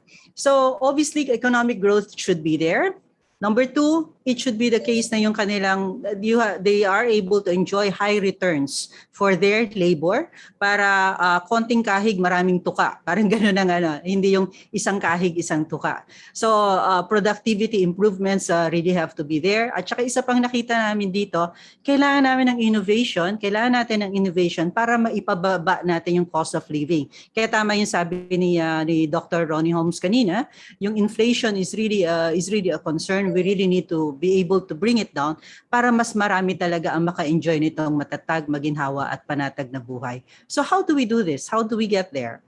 So apologies for these equations. Hindi ko naman po talaga isosolve ito, no? Para lang ipakita sa inyo na ito ay kung growth rate lang ang pag-uusapan natin, ito yung mga kailangan natin. So kailangan natin ng growth rate of total factor productivity, kailangan natin padamihin ang ating capital stock, kailangan natin padamihin din ang ating human capital, but at the same time, make sure na productive itong mga labor na to at itong mga capital na to. But that is not the only part of the ambition. So nakita naman natin in the ambition, meron dyan yung matatag na pamilya, matatag na community, meron din yung panatag that they want peace and security, they want a long and healthy life, etc. So marami pang ibang mga kailangan, no? It's not just economic growth. And so we actually translated this in what we call a development agenda, that by 2040, the Philippines will be, first of all, prosperous, predominantly middle-class society where no one is poor. So ito yung tinatawag namin inclusive prosperity agenda. Our peoples will live long and healthy lives, be smart and innovative, and live in a high-trust society. So ang kailangan sunod dito is sa bawat Philippine Development Plan, okay? So all the way to 2040, we're talking about 4 Philippine Development Plans. Kailangan makapag-identify ng policies, programs, and projects along this 4 items of this development agenda. So kunwari, yung inclusive prosperity, where at the end of 2040, we want every Filipino living a comfortable life. So we think that during this PDP, it must be about expanding economic opportunities, increasing access to opportunities, and reducing vulnerabilities. This one really takes off from the literature on poverty, where ang kailangan mong gawin talaga is you increase the pie, you improve the distribution of the pie, and then you address the vulnerabilities for those na mag-slide, no? Mag-slide when crisis comes. Dito naman sa long and healthy life, we want that by 2040, every Filipino will enjoy at least 80 years of productive and comfortable life. And so we think that for this PDP, it's about having efficient and effective healthcare systems, universal access to healthcare, and to address malnutrition and stunting. And then, para naman sa smart and innovative, we want that the Philippines will be considered as a globally competitive knowledge economy. In fact, ang pangarap nga namin dito is by this time, meron na dapat tayo na produce na Nobel laureate. Maganda na nakapag-produce na tayo ng gold Olympic medalist, na that's really a good feather in our cap. Pero ang gusto rin namin is bukod sa rito is magkaroon pa tayo ng mga Nobel laureates in science, in math, in engineering, in economics, sa lahat-lahat ng bagay. For this PDP, it's about expanding access to education and lifelong learning, improve the quality of education, promote technology adoption, and improving the STI, the Science, Technology, and Innovation Ecosystem. Tapos ni-identify po namin yung mga sector of the society that where we want this innovation to really bloom, ano, para non, sabi ko nga, maging affordable yung sinasabi natin na comfortable life. So yung sa housing, sa manufacturing, connectivity, agriculture, nandito rin, education, tourism, etc. And then finally, a high-trust society. So we want that by 2040, Filipinos will live in harmony with a shared identity and brimming with national pride. So for this PDP, it was about public institutions being trusted, considered fair, effective, and efficient yung ating justice system, and there's greater awareness of Philippine cultures. Itong mga apat na mga, kumbaga, foundational blocks na to, ito yung inilagay namin sa strategic framework of the current Philippine Development Plan. Na nakita naman natin, the goal is for every Filipino to have this matatag, maginhawa at panatag na buhay. And for this PDP, it's to lay down the foundation for inclusive growth, a high trust and resilient society, and a globally competitive knowledge economy. Now, I will not be able to discuss this in the interest of time, pero kung makikita nyo po, tulad yan, nandyan yung expanding economic opportunities, nandyan yung reducing vulnerabilities, promoting technology adoption, nandito yung ensuring people-centered, clean and efficient governance, nandyan po lahat yan sa PDP. Ito po yung mga naging reforms, key reforms and programs during this first 3-4 years of the Duterte administration na talagang inilatag din po talaga namin itong reforma na to at the start of the PDP implementation para ito rin po yung mga ilalakad namin sa Kongreso. Some of these are by virtue of executive action, but a number is actually by legislation, meaning na institutionalize po ito. Nandyan kunwari yung first 1,000 Days Act, the Mental Health Act, the Universal Healthcare Act, yung sa tuition fee, yung free tuition fee in tertiary education, nandyan din po yan, the Telecommuting Act, nandyan po yan. So ito po ay talagang magiging foundation natin going forward. So, saan na tayo nakarating? Actually, sa totoo lang, we entered 2020 with a very strong position. So we were likely to become an upper middle income country in 2020 prior to COVID-19. And then if you also look at the the other social indicators, unemployment rate, underemployment rate, it was actually at the lowest noong January 2020. And the poverty incidence, napababa na natin talaga to 16.7% in 2018. But of course, COVID. Yan. So ang tanong ngayon is, achieve pa ba? So, number one, we think that, we still have 19 years going into 2040. Tingin namin, pwede if, one, we begin to reimagine and prepare for the new normal. Kailangan talaga natin gawin to. Yung iba na nagsasabi, sana makabalik na tayo sa dati. Well, the news is that hindi talaga po pwede na. Kailangan na talaga tayong mag-transition to the new normal. Because what we're having now is just a dress rehearsal, no? Magkakaroon pa ng iba pang klaseng variant or baka ibang hindi na COVID-19, COVID-20, whatever, no? Ayoko magsabi. Baka mamaya magkatotoo. Next is we need to immediately address the weaknesses of our economic systems. Mamaya sasabihin ko yung mga nakita namin na naging weaknesses very briefly. And then we need to redefine our ambition in the light of the new normal. So with respect to reimagining the new normal, ito yung nakikita namin na konteksto ng new normal, no? Physical distancing, strict hygiene and sanitation, more outdoor than indoor activities. Meron pa rin sporadic lockdowns. Hopefully, granular na. Hopefully, this will be the last of this ECQ. And then, of course, nandiyan pa rin talaga yung threat ng COVID-19 na ang hirap mo mag-isip ng about the future kasi, puno ang utak mo ng COVID-19. Ito yung nakikita namin na in the very, very immediate future na changes in demand. So more to do with health, more to do with food, but also to do with digital connectivity, yung mga, how to cope with this.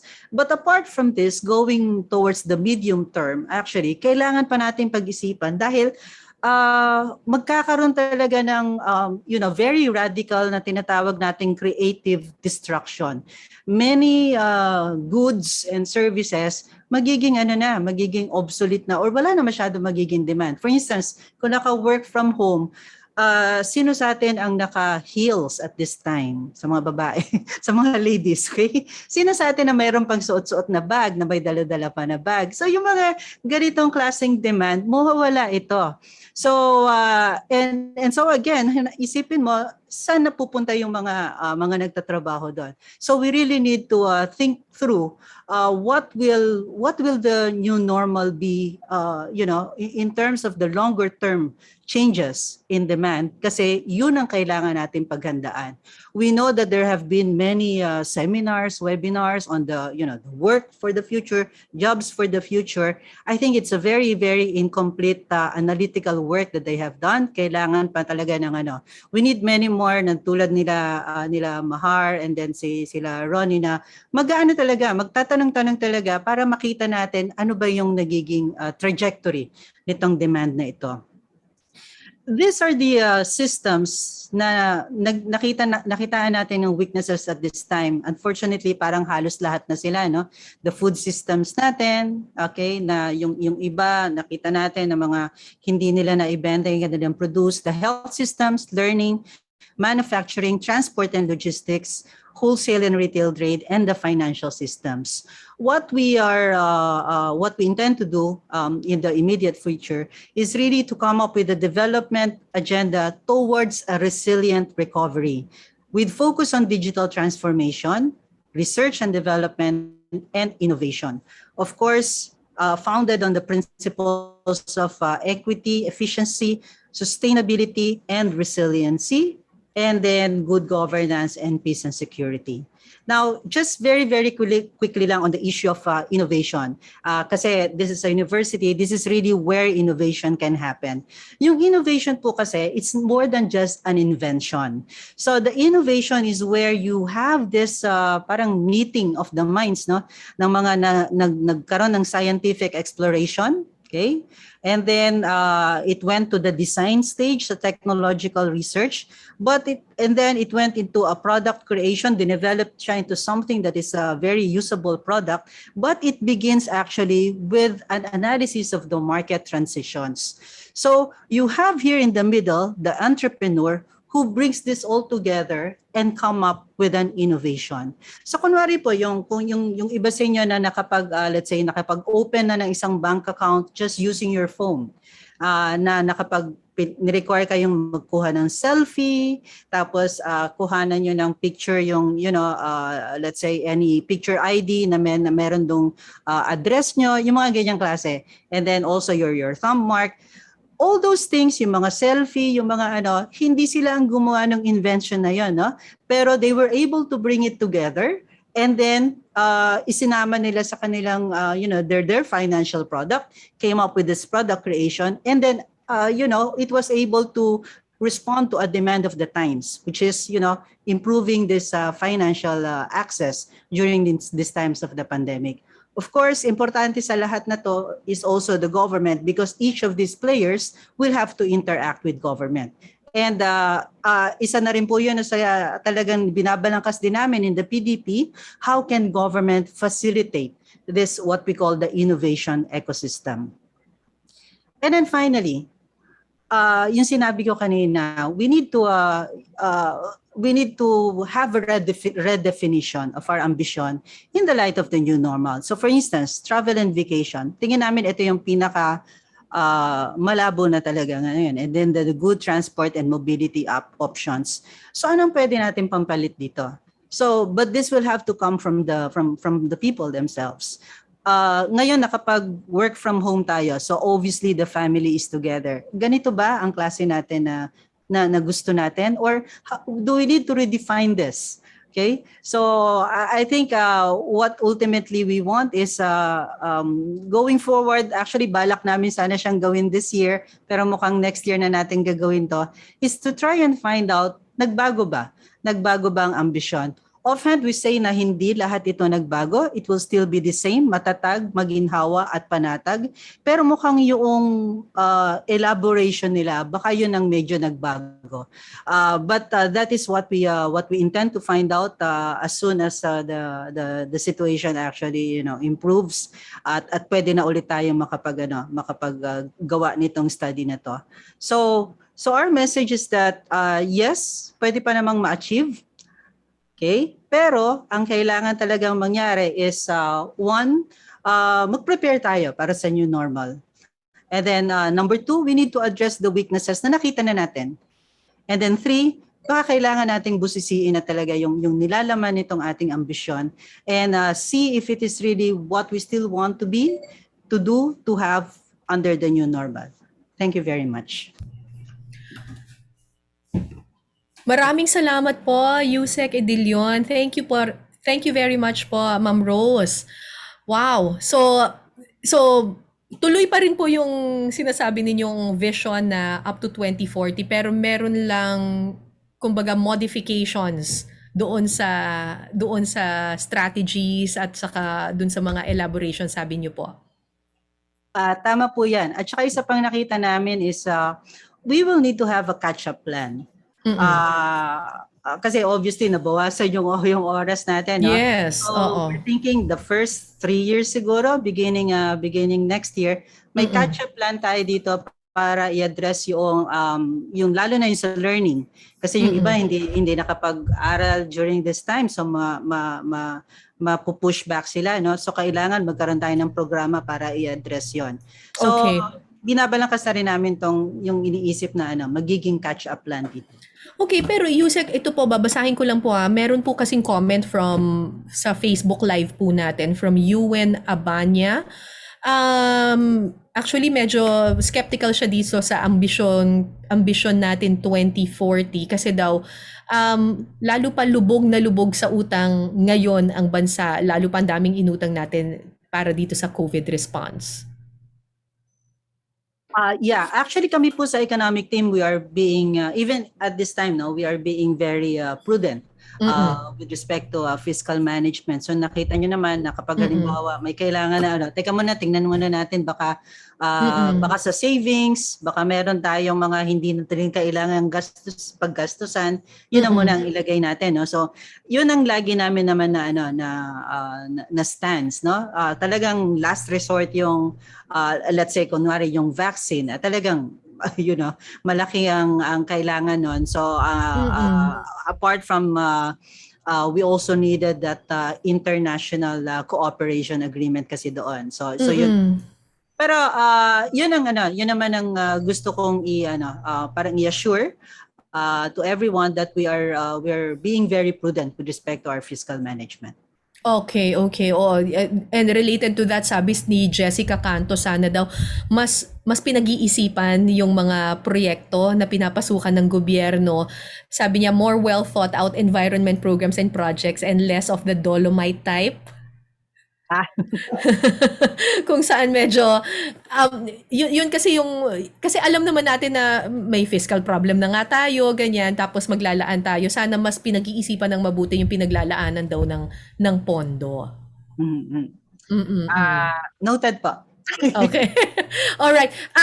I just need to raise this point, ma'am, kasi po kanina when you started your presentation, syempre pinakita niyo po yung growth rate is needed, kumbaga increasing the pie, sabi niyo nga po. Pero hindi po ba mabagal yung trickle down effect kapag ganyan po yung naging approach natin na increase muna natin yung growth rate natin, etc. Kasi kanina binring up din ng ilan sa ating mga panelists and also our audience na parang medyo mabagal kapag ganyan yung approach na trickle down at medyo mabagal lalo na kung kunyari napakataas ng inequality sa isang bansa katulad ng Pilipinas. Yeah, thank you for bringing that up. Actually, pasadaan na rin to kanina ni Dr. Mahar, no?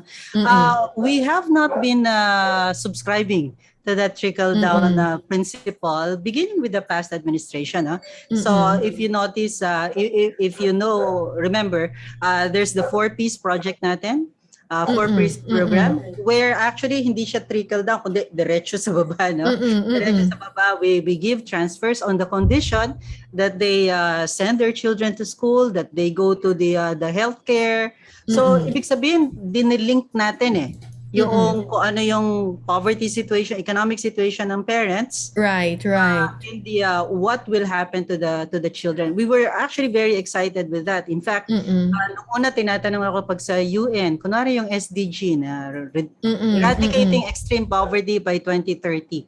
Nung po kasi in 2018, ang extreme poverty natin is at 8%. So single digit. Okay. So tapos ang pag-asa namin is that tong 4Ps na to matagal na siya na programa, and then under this administration na institutionalize natin, naging batas na siya. So ibig sabihin mapopondohan siya lagi. Nandun siya lagi. So lagi magkakaroon ng ganong klaseng programa. And can you just imagine what will happen let's say 10 years down the road? Right.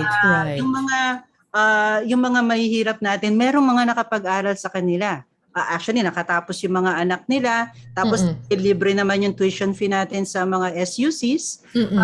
Pwede talaga na magkaroon sila ng the enough na education to have more opportunities. Alright. Naku, marami pa pong mga tanong po para sa inyo, Usec Rose, pero we'll have Usec Rose with our open forum. Meron na lang po tayong isa pang speaker before we go to the open forum. Thank you very much, Usec Rose Edillon ng NEDA. We'll see you again later sa ating open forum. Maraming salamat po. Magtungo na po tayo sa ating final speaker. Siyempre, narinig natin yung plano ng gobyerno. Una, narinig muna natin yung pananaw ng taong bayan, yung pulso ng taong bayan. Ngayon, narinig natin yung vision ng gobyerno. The elections are just around the corner. Paano nga ba natin malulunasan itong mga ito? Ano ba yung dapat nating hanapin to move forward?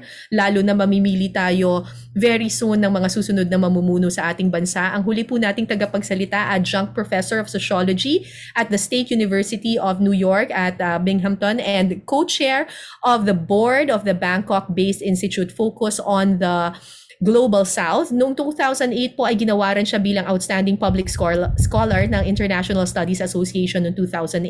Nakapagsulat na siya ng 25 libro, 25 books, nagsilbi sa House of Representatives mula 2009 hanggang 2015 at siya ngayon ang National Chair ng Laban ng Masa Coalition.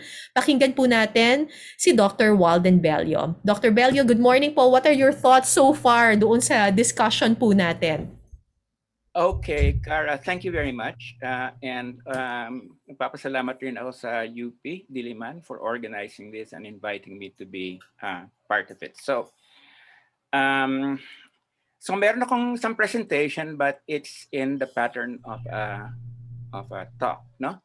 So I will just go very fast through this, and people can read with me. I will confine my remarks to the economic conditions confronting our people that any serious candidate must address. COVID-19 is said to have introduced extraordinary conditions, so I'd like to take us back to 2019. At that time, a generous estimate was that the poverty rate was down to 17%, from around 25% at the end of the Aquino third administration. I suspect, however, that the proportion of the population living in poverty had not changed that much. But even assuming our poverty rate was 17%, it was still much lower than that in our neighbors, Thailand, Malaysia, Indonesia, and Vietnam. Yes, please. Hello. As for inequality, our Gini coefficient at 44 is said by some studies to be the highest in the region, while others say we are at a par with Malaysia and Thailand. But whatever it is, it's disgraceful. What I'd like to do, though, is to focus laser-like on agriculture, employment in which accounts for 45 to 50% of our workforce. Now one can do the same thing for industry, for the educational sector, and then integrate it into a national economic plan. But I'd like to focus on agriculture just to give a sense of how this should be done. Now, at the start of his victory speech in Davao on June 4, 2016, President-elect Rodrigo Duterte unexpectedly launched into an attack on the World Trade Organization, saying that, quote, the onslaught of the WTO on an unprepared country, unquote, had created a crisis for sugar, rice, and other agricultural products. Let me directly quote him. We have become dependent on importation. You can no longer go to any country in ASEAN and say we won't buy your products because we can produce it here. We have to buy them, unquote. One may disagree with Mr. Duterte and many things as I do, but on this matter, the central cause of the crisis of Philippine agriculture, Duterte in 2016 was right on the mark. In the years prior to our joining the WTO, our annual agricultural trade was most often in surplus. The last time our agricultural trade was in surplus was in 1993. Since we joined the WTO in 1995, our agricultural trade went into deficit, growing from 149 million in 1995 to 960 million in 2005 to a whopping 7,867 billion in 2019. 26 years after we joined the WTO, we have eliminated all quotas on agricultural products, including the last one on rice in 2019. Not surprisingly, import penetration of almost all agricultural commodities is quite high, translating into huge profits for foreign producers and local importers and to a permanent crisis for local producers. The Philippines is in fact a classic example of how to turn a highly self-sufficient agricultural economy into a highly import-dependent one. The reason often given for the reversal of agriculture from surplus to deficit is that Filipino farmers are inefficient, that their costs of production are too high, making them uncompetitive with foreign exporters. This is a case of a falsehood repeated often enough that it takes on the status of truth, to paraphrase Joseph Goebbels, Hitler's propaganda chieftain. The explanation, rather, is that our farmers can't compete because our agricultural market has become a dumping ground for foreign commodities that can be sold at dirt cheap prices because their producers are highly subsidized. This is very clear with respect to the US and the European Union, the two biggest agricultural exporters of products to the Philippines. In the nearly 3 decades since we entered the WTO, the US has become the country's top supplier of agricultural goods, accounting for 21% of imports, followed by their European Union, whose share is 11%. This is no cause for surprise, since state subsidies for American and EU farmers are the highest in the world.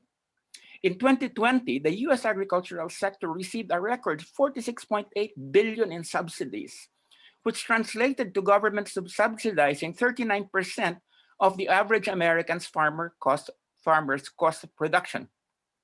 In the EU, total subsidies have totaled over 50 billion euros yearly, translating into an average European Union farmer being subsidized to the tune of 20% of the cost of production. With such a huge chunk of their cost of production covered by government subsidies, one can no longer speak about the US and European Union agriculture as being run on free market lines, but a socialist agriculture. Now, I have no problem with socialist agriculture, but when the two biggest global producers practice socialist subsidization in a global capitalist trading system where smaller producers like the Philippines engage in the free market, the result is massive dislocation and marginalization for the latter. The reason is that massive subsidization has what experts from left to right have described unanimously as the pernicious effect of promoting overproduction in the US and the EU, and this leads to dumping of excess produce in world markets, leading to lower world prices for agricultural commodities. Those prices cannot be matched by local farmers, who have to foot the total cost of production themselves, since they run on a purely free market system and enjoy little or no subsidies from government that would allow them to be price competitive. Dumping of heavily subsidized foreign imports is a central problem of our agriculture. This, by the way, includes heavily subsidized Thai and Vietnamese rice, which is the reason our neighbors joke that the Philippines has become the dumping ground of ASEAN. Remember that President-elect Duterte's insight that the WTO was the central cause of the crisis of agriculture. Well, President Duterte apparently had a bout with amnesia when he signed the Rice Tariffication Act on February 14, 2019. This was not a Valentine's Day present for our rice farmers, but a death sentence. Even a study done by the pro-tariffication neoliberal Philippine Institute of Development Studies in February of this year could not dispute the fact that, and I quote, rice tariffication ultimately causes an increase in income poverty across a variety of measures, geographic categories, and time, unquote. While being the central cause of the crisis of Philippine agriculture, WTO-imposed liberalization has not been the only problem. Another was a state that was content to leave agriculture in a state of neglect, benign or otherwise.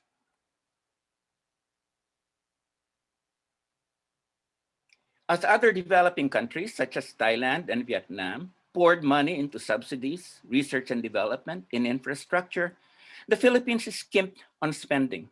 A good part of the reason is that the structural adjustment programs imposed by the World Bank and the IMF beginning with the presidencies of Corazon Aquino and Fidel Ramos in the late 80s and early 90s, left very little money for capital expenditures after spending for personnel and operations. From 5.5% of the total budget during the Marcos regime, funding for agriculture dwindled in succeeding administrations, coming to 2.3% during the 9-year reign of Gloria Macapagal Arroyo. By the end of the Arroyo administration, the area under irrigation at 1.3 million out of 4.7 million hectares was practically the same as that under Marcos a quarter of a century earlier. And I must also mention this, that in addition to structural adjustment, the fact that the Philippines has to prioritize paying its foreign creditors has been really devastating. We're talking about over 15 to 20% a year of the budget automatically passing on to the creditors. Another major reason for the crisis of Philippine agriculture has been the uncertainty surrounding the Agrarian Reform Program. After nearly 35 years, the Agrarian Reform Program has stalled. As of 2015, some 700,000 hectares remained undistributed, about 450,000 of which were private lands that were among the most productive in the country. The backlog in land redistribution was not the only problem. Support services were severely underfunded, and in many instances, not at all provided to land reform beneficiaries. Equally problematic has been the lack of security of tenure. Many land reform beneficiaries were actually nominal title holders for landlords seeking to maintain effective control of redistributed lands. Moreover, in many parts of the country, landlords brought cases against beneficiaries that had already received certificates of land ownership in an effort to regain their lands.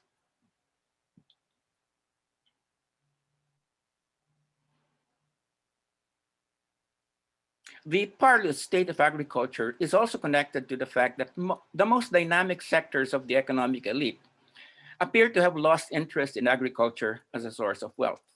As sociologist Kenneth Cardenas has argued, Filipino capitalists value land as a source of wealth.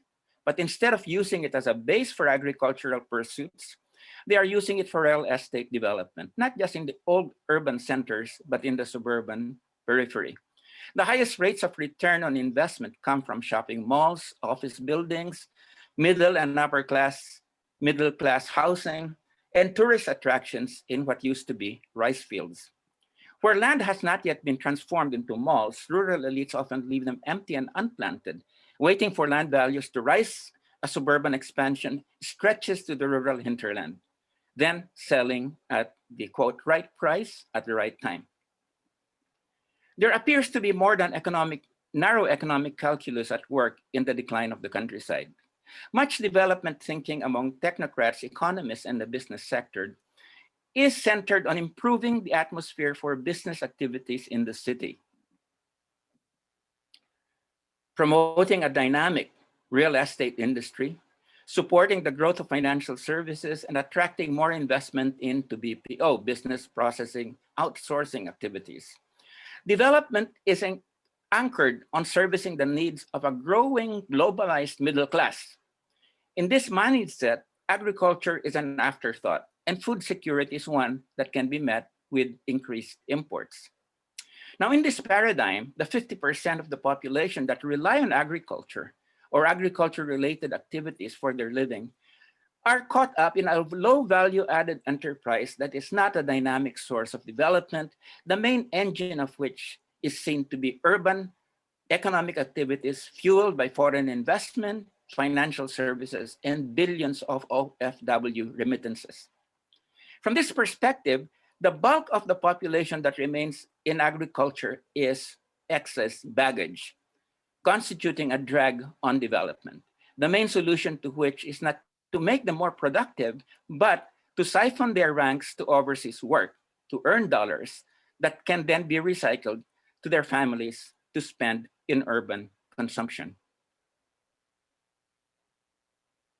So what should a serious presidential candidate propose for agriculture?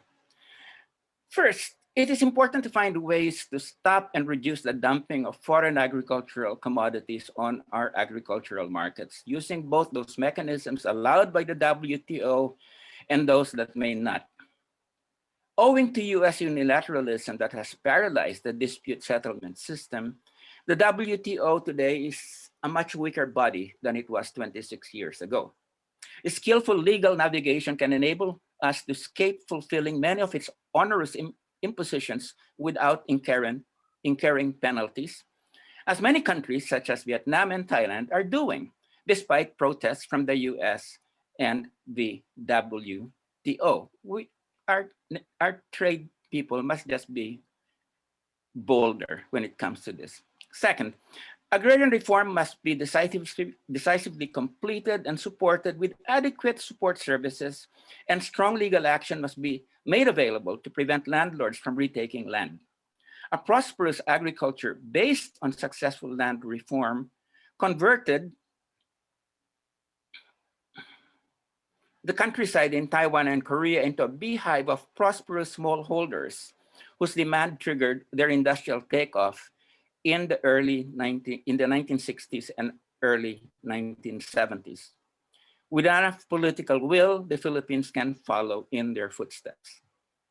Third, government must no longer be simply a passive force, but serve as an active developmental agent that furnishes the support for small and medium landholders that mere market incentives cannot provide.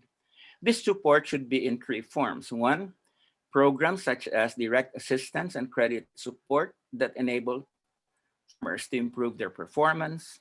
Two, legal assistance to secure security of tenure. And three, leadership in providing a vision of dynamic agricultural future and assistance in organizing farmers as an effective pressure group. Four, we must abandon the anti-agricultural bias of neoliberal technocrats and economists who see agriculture in narrow terms as a loss-making activity that entails a large opportunity cost from more profitable ventures, and make it serve instead with the right policies as the engine of a development process that brings about prosperous, equitable, and sustainable development. In short, we must get rid of a mentality that results in agrocide, or the killing of agriculture, which is the mentality that governs our technocratic elite today. Finally, and perhaps this is the most difficult challenge, our agriculture must be adapted to the needs of an era of rapid climate change and environmental crisis. With its low carbon intensity, small-scale agriculture that combines ecologically resilient traditional technology with advanced technology has increasingly been seen as the best way to do agriculture in the era of climate change. The economic interests of small farmers and the well-being of the climate are increasingly converging, and government can play a positive role in accelerating this convergence. And as I said, if you carry out this exercise with other sectors, you can come out with a total economic program like we have, for instance, in Laban ng Masa. We have produced a 25-point platform, as something that candidates for higher office should really consider. And I thank you very much. Maraming salamat po sa inyo, Dr. Walden Bello. Very interesting po kasi usually kapag dumarating ang eleksyon, palaging very short term yung mga solusyon minsan na binibigay ng ating ng mga kandidato, lalo na ngayon syempre puro tungkol sa COVID siguro yung solution. Pero tama po kayo, parang nakalimutan po yung agricultural sector, and sadly, ang nangyayari nga is the killing of this sector, yung agrocide na sinasabi ninyo. So, because tama po ba na ang root po kasi ng poverty, kasama ito sa mga nagko-contribute sa poverty, yung pagwawalang bahala natin dito sa sektor na ito? Totoo yan. I think pag nakikita naman, alam na naman ng mga panelists natin na yung poverty in the Philippines is concentrated in the rural sector. Yes. And that Oo. has been a sector that has been really devastated by, as I said, itong ang international trade. True. And I think nobody can that at this point that are serving as a dumping ground has really, really created tremendous problems for our farmers. Mm-mm. Tama si President Duterte-elect noong 2016 nung na-identify niya Mhm. that yung concessions to the WTO was the central source of the problem. Pero noong 2019, he had a bout of amnesia. Nakalimutan na niya yon. He signed the Rice Tariffication Act. No?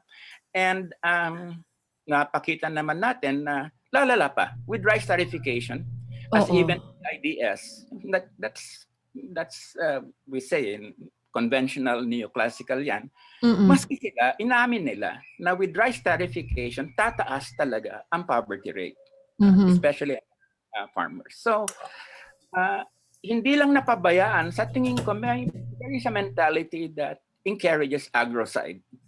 And Mm-mm. unless we have that mentality and hindi lang yung mga small measures, I don't think we're gonna get out of the mess in which our agriculture is at this point. Right, right. Si Val Vibal agrees with you. Sabi niya, the local agricultural sector is the real base of a more sustainable economic development and industrialization. All right. We're now opening our talakayan, yung ating open forum. Maaari po kayong magpadala ng inyong mga katanungan via chat box or via Facebook Live. Muli po nating tawagin sina Dr. Mahar Mangahas, Dr. Ronnie Holmes, Dr. Rosemarie Edillon ng NEDA at si Dr. Walden Bello. Ako siguro magbabato muna ako ng unang question to start the ball rolling. Laging may surge ng hope ang mga Filipinos kapag dumarating ang eleksyon kasi change of leadership means change in the country daw. Do you think this is a correct way of viewing things? Tama ba o mali yung ganitong pananaw o masyadong simplistic yung ganitong klaseng pananaw na kapag nagkaroon ng pagbabago sa leadership, magkakaroon na rin ng pagbabago sa ating pamahalaan o sa pamamahala ng ating bansa? Anyone? Dr. Mahar, you want to comment on that? No, because that's political. Okay. I don't have any particular research about that. So, quiet na lang. Oo. Sige. Dr. Walden Bello, what do you think? Okay, I'm sorry, hindi ko narinig yung sagot ni Dr. Mangahas. No, he doesn't want to comment on it kasi daw pa wala po siyang study about okay. that particular. So maybe the others first. I'd be very happy to comment on that, but I've just been talking for the last 15 minutes, so. All right. Okay. Cara, Sige. Let me see. Can you repeat the question again? Sige po, kasi po 'di ba kapag may election po, pag dumarating yung election, there's always a view that parang there's a surge of hope that a change in leadership means a change in the country daw. What do you think of this kind of mindset? Do you think this is simplistic or tama I'm po ba yung sorry, I ganito? think you're muted.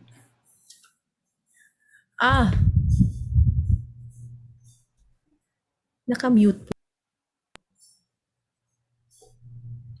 Narinig ka, Cara. Okay. All right. Muted si Cara.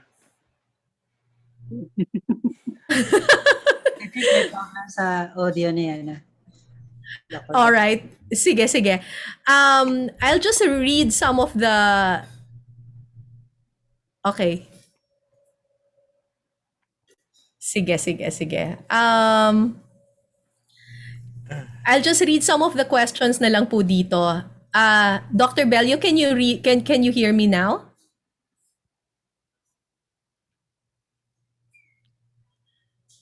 Parang wala ata siyang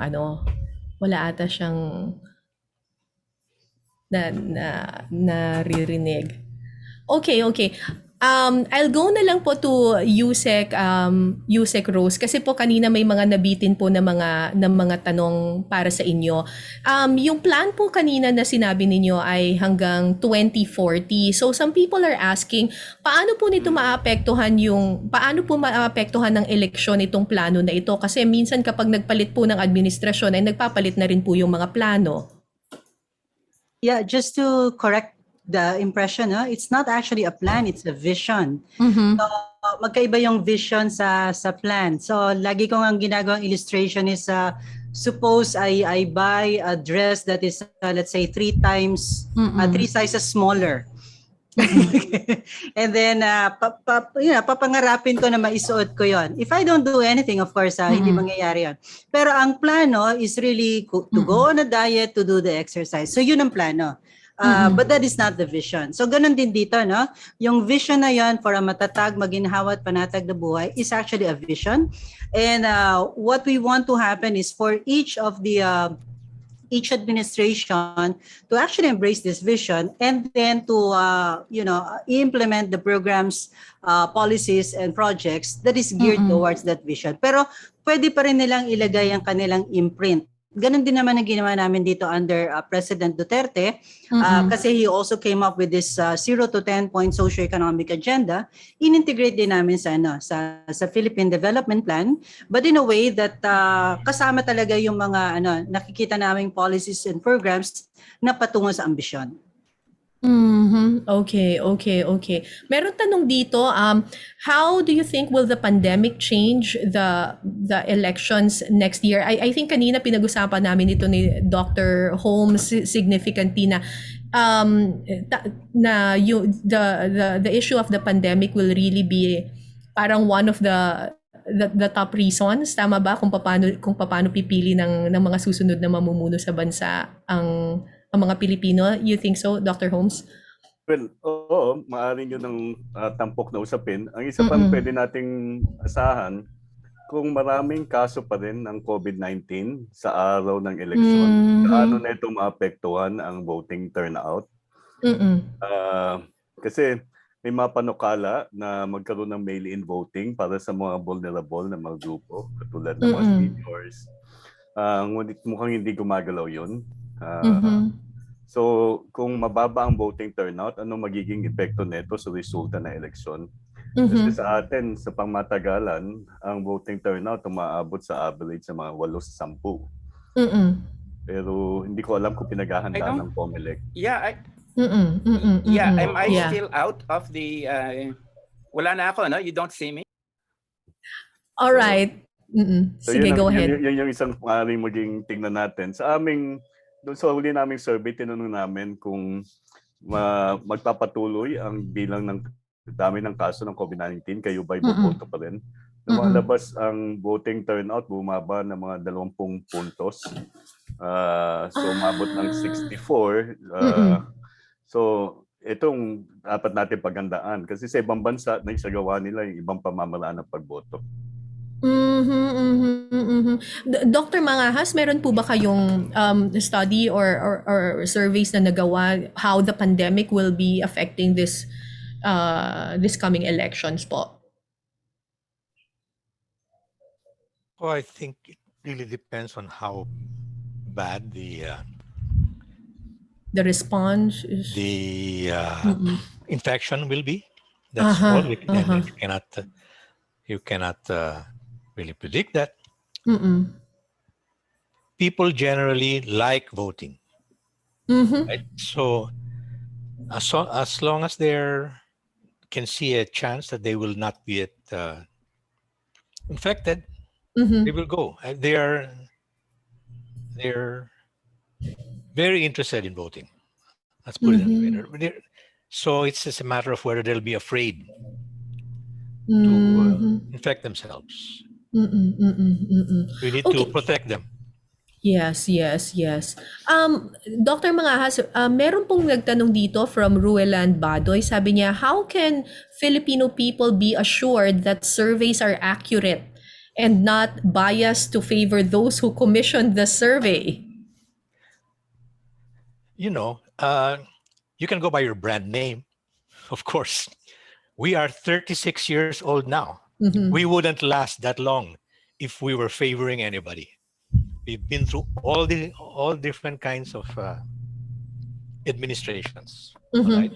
It's rubbish to say that you will favor who commissions the survey. No. Mhm. The one commissioning the survey can ask for the subject matter. Mm-mm. But whatever that subject matter, you have to get accurate data on that subject matter. Right? Now we have our own subject matter. As we have told you, we do Yeah. on poverty. Nobody tells us to do it, and we will not stop doing it. All right. The best way to see if a survey is reliable is to actually do your own. And we encourage that. We would like all the universities to do it. We're happy that there is a Pulse Asia. The more, the better. The people who say don't believe them, do their own. That's my response. Do your own.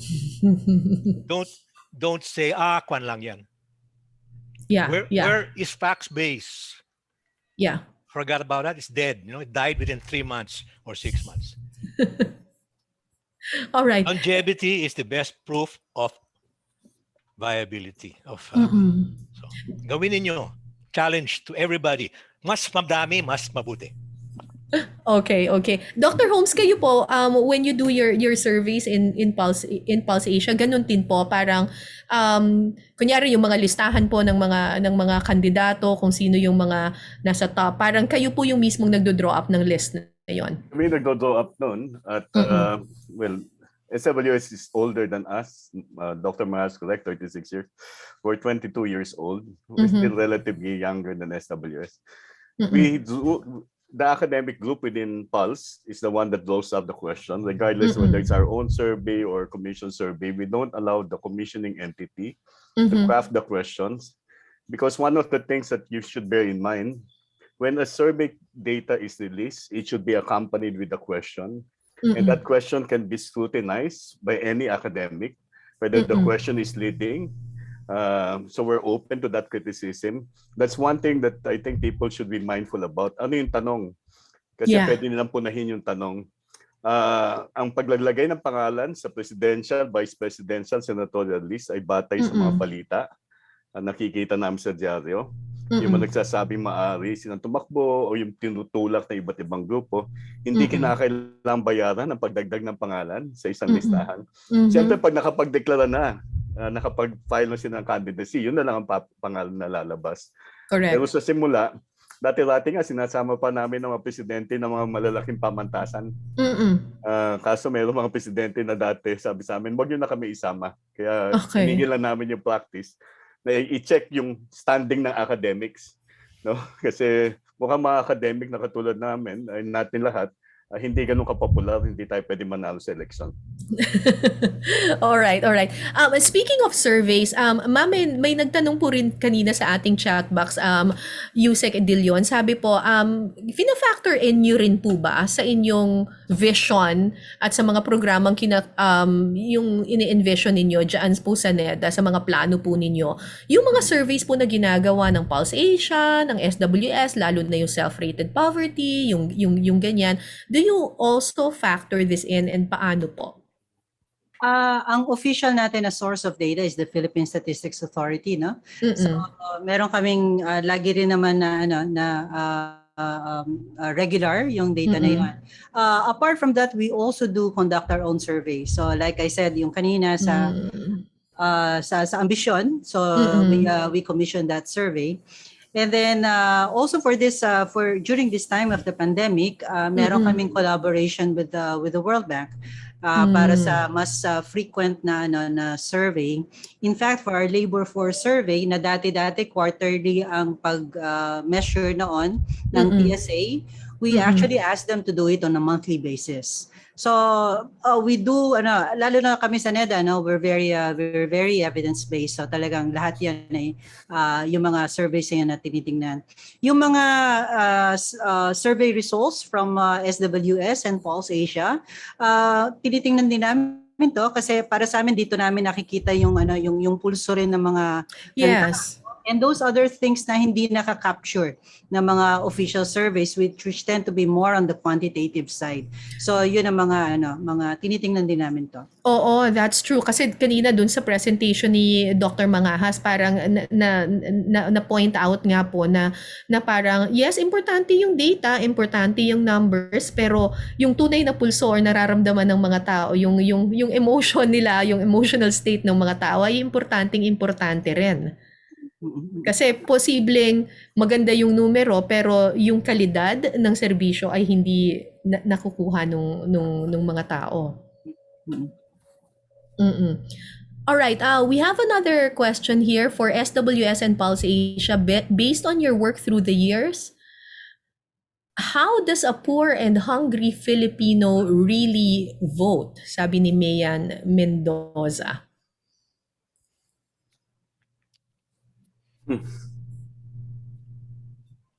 Ano? I think siguro ang tinatanong I'm not sure kung ano yung context nito, pero siguro iniisip na parang talaga bang iniisip niya yung mga issues na importante sa kanya or kung sino na lang yung pinakamalapit sa kanyang sikmura. I don't know. Hindi ko alam yung context ng question, pero yeah. I don't know. Mahar, sige, go ahead, Dr. Mangahas. Okay. We invite anyone, academics, Mm-mm. to come and analyze it because all our data are kept, all raw data. Let's go back to 2016, 2010. Examine the vote, especially the exit polls, because that's already how people did vote, not how they intend to vote, but they already voted at that point. And try to see how it correlates with their level of living and so forth.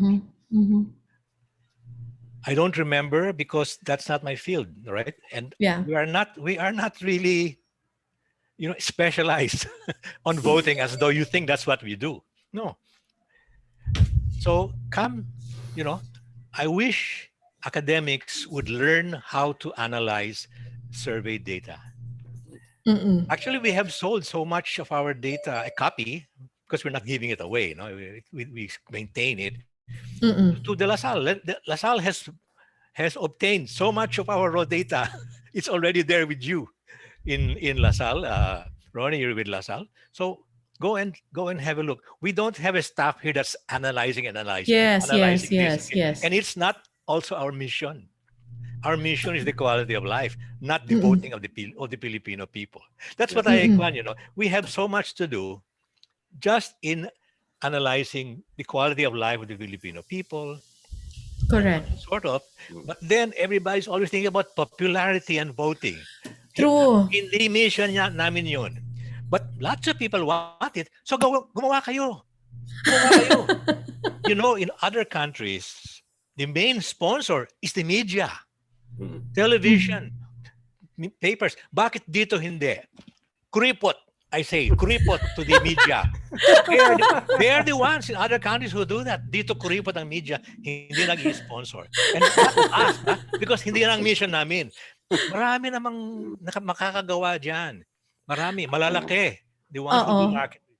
Magkakagawa nila yon. Don't expect it from us. Okay? Unless, of course, you're going to pay us. But we're not looking for business. Okay? We're not looking for political business. Of course, if you will give us business, manggagawa din namin yun. But hindi yan ang tungkulin namin. Okay? All right. Media, where are your sponsors? Kausapin natin yung mga boss natin. Yes, exactly. Pangilinan Enterprises, they have media. Okay? All right. Mayroon pang isang last na question na lang siguro. Is there a survey po on how would first-time voters, especially youth, choose candidates or vote? Meron bang ganun kayo na looking into the age? Siyempre, ang lahat ng surveys may age. Meron yan. It's a matter of going back and analyzing. Okay? But that's hard work, ha? Don't sabihin na tatawagin nyo kami, alam na namin. Siyempre, babalik of yan course. sa data. And send your students, send your analysts over, Oo, and oo. do it. No? Oo, And as I oo. said, nakatambak na yan sa Dalasal who bought so many of a copy of so many of our surveys in the past. Siguro meron din silang file nila. Let us know what it says. Dr. Ronnie, kayo po meron po kayong ganong survey Yeah, on first-time well, voters? the exit polls in the past, malalaman mo kung paano bumoto yung 18 to 24. Kung mataas ang turnout nila, nalaman namin ng 2010 ng exit poll na mas mababa turnout ng mas bata kaysa sa mga may edad. Hindi natin alam kung magpapatuloy yan. Gaya na sinabi Dr. Mangahas, makikita yan doon, hindi lang sa pre-election, kundi nung exit poll. Pero kami, hindi na kami nagsagawa ng exit poll simula ng 2010. Tama rin si Dr. Mangahas. Mahal din yun. Sumasang-ayon ako doon sa sinabi niya na kinakailangan suriin yung datos. Kay Dr. Mangahas, ako yung political scientist. So, napag-aaralan ko ito. At minsan nga bumibili pa ako ng datos sa SWS kasi longitudinal ang data nila. Hindi naman kamahalan ang ng SWS pero kailangan bayaran mo talaga yon. At mahalagang pag-aralan yan kasi That's true. ano ang nakaka-impluwensya sa pagboto ng mamamayan? Unang-una yung ating electoral system. Di ba? Paano tayo bumoboto? Ito nadidikta ng sistemang electoral. Yeah. Na kung saan ang mananalo yung pinakamaraming boto. Kung kaya't masyadong nakapokus sa personalidad. Sa ibang bansa, ang ginagawa nila, binabago yung sistema nila, ang ginagawa nilang proportional representation. Mas nakapokus ka sa partido. Pero maging yung party list system natin, pag titignan natin, distorted na. No? So, kinakailangan ng pagbabago ng electoral system kasi yan ang magiging structural na bagay na makaka-epekto sa pagboto. Kinakailangan rin ng impormasyon. Marami sa ating mga kababayan, hindi nakukuha yung impormasyon na nakukuha natin. Hindi nga alam eh. Kaya madalas sa TV lumalabas, anong tungkulin ng senador? Kung ito tungkulin, anong kakayanan dapat ng isang tumatakbo bilang senador? Dapat magaling siya makipagtalastasan. Katulad ni Walden. Malinaw ang kanyang pag-iisip, malinaw ang kanyang pagpapahayag. Kung ito yung dapat hanapin ng mamamayan sa mga kumakandidato. Pero may kakulangan doon. Sino dapat na pumuno ng kakulangan na yon? Hindi lamang mga pamantasan, kundi media at iba pang mga grupong, mga institusyon sa ating lipunan. May I comment there? Huh? Sige po, Dr. Mangahas. Sirang-sira talaga ang partido, ang mga party system ngayon. Ngayon, hindi na alam ng mga tao kung ano mga iba't ibang parte. Sasabihin na lang nila, ako, nandun ako kay parte ni Mr. X. Basta sa kanya kung saan siya. Personalan na. And to me, it's the fault also of the parties. Hindi sila nag-unite sa din. Wala na yung party loyalty sa iba pa. So nagiging talagang personality lang talaga siya. Yung election, talagang personalidad na lang, pasikatan, popularity contest. Unfortunately. And tumalabas yung mga showbiz. Ganon, yeah. Not any old showbiz, of course. Iba, di ba? Unfortunately, kapag ganyan nga yung nangyari, yung issues talaga, they really take a backseat. Yep. Dr. Walden Bello is back. Baka you want to comment on the discussion. Yun pinag-uusapan po natin, sir, ngayon yun nga, nagiging popularity contest na lang ang eleksyon. So yung pagbabago or innovations na gusto nating mangyari para sa bansa to move forward, kahit sabihin natin, look at the issues, look at the plans, mukhang look at the name, the personality, the popularity ang nangyayari. Well, I think I would agree with yung sinabi na ni Dr. Mangahas at ni Dr. Holmes about the nagiging focus on personalities. But sa tingin ko naman, it's not hopeless.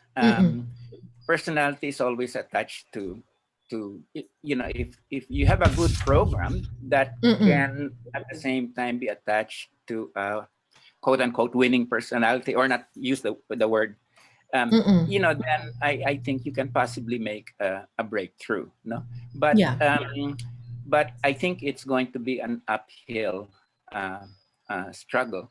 Ang sense ko lang ngayon is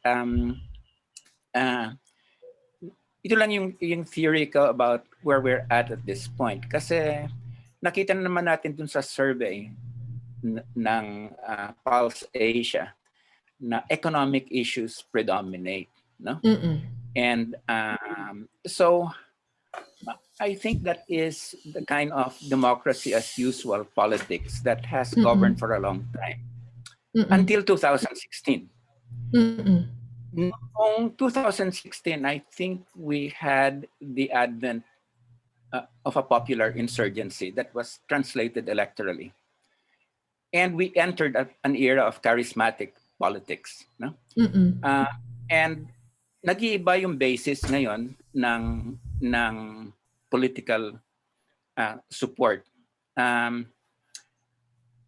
Under Duterte, and this is why we keep on seeing na napakataas yung survey ratings niya, is that you really have charismatic politics at work where the determining factor is not so much rational interests, but non-rational ones. Okay, so you have a situation where he may not be delivering at all on economic programs, and he has not. No, nakita natin yung ginawa niya sa rice tarification. Pero mataas pa rin ang approval ratings kasi hindi na nakabase sa rational calculation of interests yung nasa voters, but on non-rational charismatic politics. And I think the big issue in 2016 is 2022 is if that charisma is transferable to either another person or to his daughter. Ang sense ko lang, hindi. Kasi nakita na natin na napakahirap in the past to transfer charisma. And I think this is why he himself and his supporters are really a bit worried about this proliferation of candidates that has now emerged. No? Kasi nga, hindi yata transferable even if inutos niya, hindi mo transfer yan. So I think this opens up the possibility for candidates espousing programs. And if there's a proliferation of candidates, you can possibly have candidates with good communicable programs have a fighting chance. So I think in 2022, I think candidates with that have a fighting chance and not just to be dependent on personality politics. Yeah, So, I agree. Yan lang yung theory ko at this point. I agree. Ang daming mga tanong ngayon, kaso lang we're running out of time. Actually, dapat hanggang 11:30 lang tayo. So I'll close the open forum now, pero I'd like to just put it, baka merong final words or message yung ating mga resource person sa ating mga manunood ngayon. When we started this webinar, ang mission is to create an agenda kahit papano, parang like a blueprint or an agenda para makatulong doon sa ating mga kandidato at para makatulong sa mga botante kung paano nila pipiliin. Ano po sa palagay ninyo yung dapat na isaalang-alang natin lalo na dito sa susunod na election? We'll go to Usec Edillon first, and then we'll go down to the other resource speakers. Your final message po, Apa. Yes, thank you very much. Also before that, I would also like to respond to one question here na sinasabi napaka long term naman daw ng aming planning hanggang 2040. That's a vision po, no? Meron po kami talagang 6-year term na plan. Meron din kaming midterm update, and every year po we come up with a socio-economic report where we take stock of what has happened. Meron kaming ginagawang foresight analysis ng what we think will likely happen in the next 2 years and how we respond accordingly in order to attain the target. So yun po, ginagawa po namin yan. For the next administration, para sa amin po, meron po na kaming binabalangkas nga na development agenda. I mentioned about those 7 economic systems na nakitaan namin ng weaknesses. So yung food, health, learning, logistics, wholesale and retail trade, and then yung financial systems natin. Okay. Na kailangan natin ng development agenda that is focused on digital transformation, research and development, and then innovation. So this early, we are working with Congress para po doon sa mga legislative reform natin para talagang para hopefully next year makapag full blast na tayo dito sa development agenda. So I hope the next administration will really be focusing on this transformation towards the new normal, research and development, and then innovation. Thank you. All right, thank you po, Usec, Edillon. Who wants to go next? Dr. Ronnie, you want to go next? Sa akin, ang importante talaga yung buo ng agenda. The governance agenda is important. Correct. But I think in crafting the governance agenda, and I like the video that you showed, there should be we should connect with the people. I Yes. believe in that dialogical process. I would rather not disparage the public for being irrational. I don't like the idea of calling voters bobotante because rationality is something that's individual. I mean, it's personal. Some people vote, and there are studies that show that emotion also guide our reason. So it would be best for us to connect with the public in crafting that agenda because their aspirations are oftentimes not heard by the ones who develop the agenda. Totoo yan. Totoo yan. And I think that's very important. And that's one thing that I learned. Even as an educator, I'd rather not judge my student at the outset. I'd rather find out where they're coming from and then refine their knowledge and deepen their understanding of a concept as the semester progresses. And I think that's important also in terms of political education. Very, very well said. And Dr. Mangahas, I'm sure related din po ito sa inyo kasi you've been advocating na hindi lang po statistics at data kailangan. Kaya importante yung ginagawa ninyo, yung self-rated poverty, yung self-rated hunger, etc. Sige po, go ahead. First of all, huwag gumamit ng second-hand data. Go straight to the website. Nandyan lahat, Be very, very careful kasi maraming nagtutwist. Goes directly to our website and get everything there. That's number one. Number two, at this time, be very careful about data that only goes before the pandemic. Okay, the government's feed on poverty is up to 2018 only. I don't know why they don't want to start doing something new. They're not changing their schedule.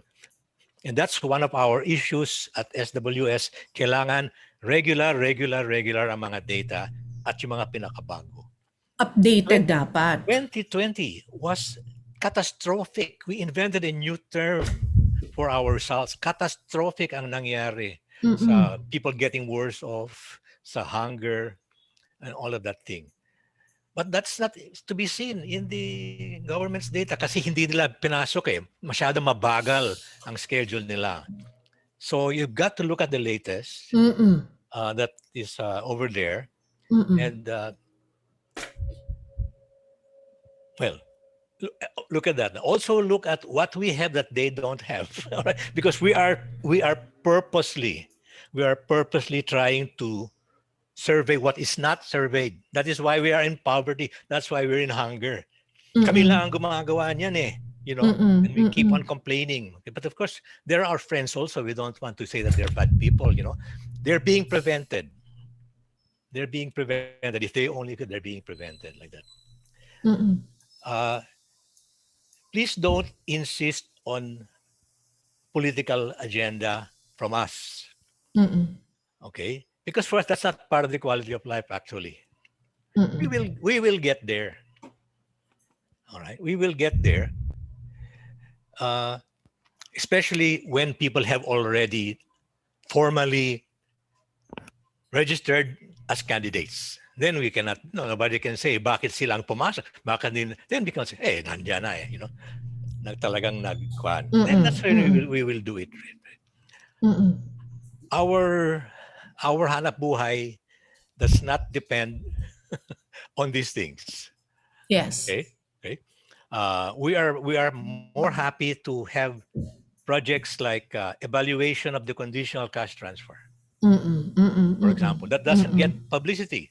But we're very happy that we won the This is by bidding. We won a bidding project to evaluate the beneficiaries of conditional cash transfer. So we have proven that it works. Okay, Yes. not because we analyzed it. Actually, we got the data, and PIDS analyzed it. Right? Which also are other people over there. So we're very happy to do that. We parang ginawa namin at sila ang Nag-analyze. nagpiloto. You know, Nagpiloto. we just made the vehicle, the aircraft, pero sila ang nagpiloto, sila tumingin kung saan pumunta. Okay, that's very good, and for that we are already very happy that we're using our survey capacity to help the country. Okay. Yes. Not the politicians, that's another matter. They have their own money, you know. Anyway, and hayaan mo sila kung saan sila pumunta. Wag mag-uto. Ayaw kami, hindi kami mapapauto diyan. Okay? And the more they say that, the more you say, lalo don't believe it because nanggaling yan sa mga people with their own agenda. As I said, to me, suffering is the most important thing. Look at the poor. Okay, let's forget this happy poor business. Of course, the majority are happy, but it's not the majority we have to think of. Yes. It's the ones at the very bottom that you have to think of. Okay, and look at that particular data. All right, so then you'll put less pressure on us to bring things which are for the media. No, it's only for the media, for television. Then let them be the ones to sponsor those kinds of research. That's not for us the socially important kinds of research. Thank you. Maraming salamat po, Dr. Mangahas. Yes, importante po yun. Go straight to the source at saka sa dami po nang nagpo-proliferate ngayon ng mga tinitwist yung mga data. Go straight to the source at make sure that yung data na kinukuha nyo ay updated at consistent po talaga. And finally, let's hear from Dr. Walden Bello. Your thoughts po on yung dapat na agenda ng susunod na administrasyon po.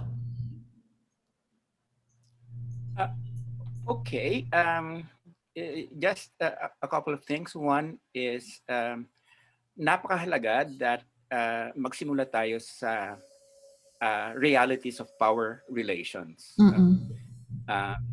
Unang-una riyan, nandoon yung international power relations, and nakita na natin how this has destroyed our agriculture. Yeah. No? And I think there's no more dispute on that. Then there are the local power relations, which of the Philippine elite at this point is much stronger than ever, I think. And this, nasabi nga nila Ronnie, that the Philippine elite, despite the fact that you had a formal law, the party list law that's supposed to be for marginalized, kinain nila yung kwan. So there might be paper laws, but there are real laws of power, and we have to address those. The third thing is ideology, because power is knowledge, and an ideology that disempowers you just that has disempowered our economists and our technocrats. Now, government is bad, government intervention is bad, just let the free market reign, which has been the dominant ideology. And talagang if we have that, we are self-disempowering ourselves. No? So, ang sense ko is a presidential candidate should take those three and make that the basis for a program. No? And as I said, you can look at the different sectors and then integrate those into a program that addresses these fundamental problems. The only other thing I would like to make is with response to Ronnie. I'm sure this is not what he meant, but when I said charismatic politics, it's not irrational. It is non-rational. And nakita naman natin that there are just these different types of politics. It's just that sometimes you have this thing become predominant, whereas at other times, yung sabi ko democracy as usual, you have rational calculus of interest that is there. No?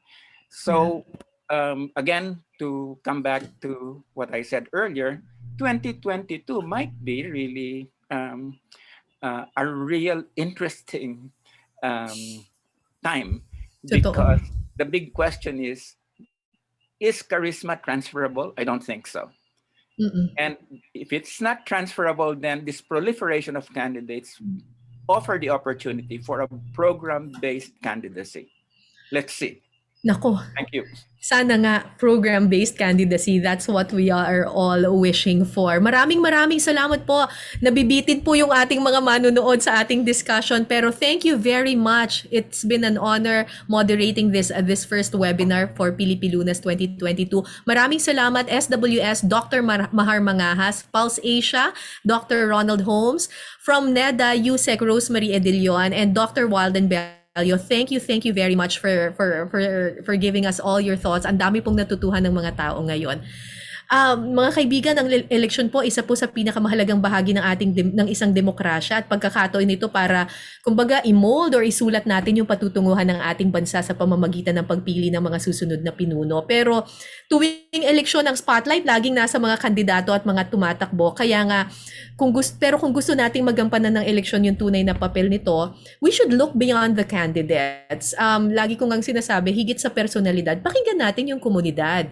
Higit sa kandidato, tingnan natin yung issue, at higit sa mga pangako, ang himayin po natin ay yung mga konkretong plano ng mga kandidato kung meron nga ba talaga.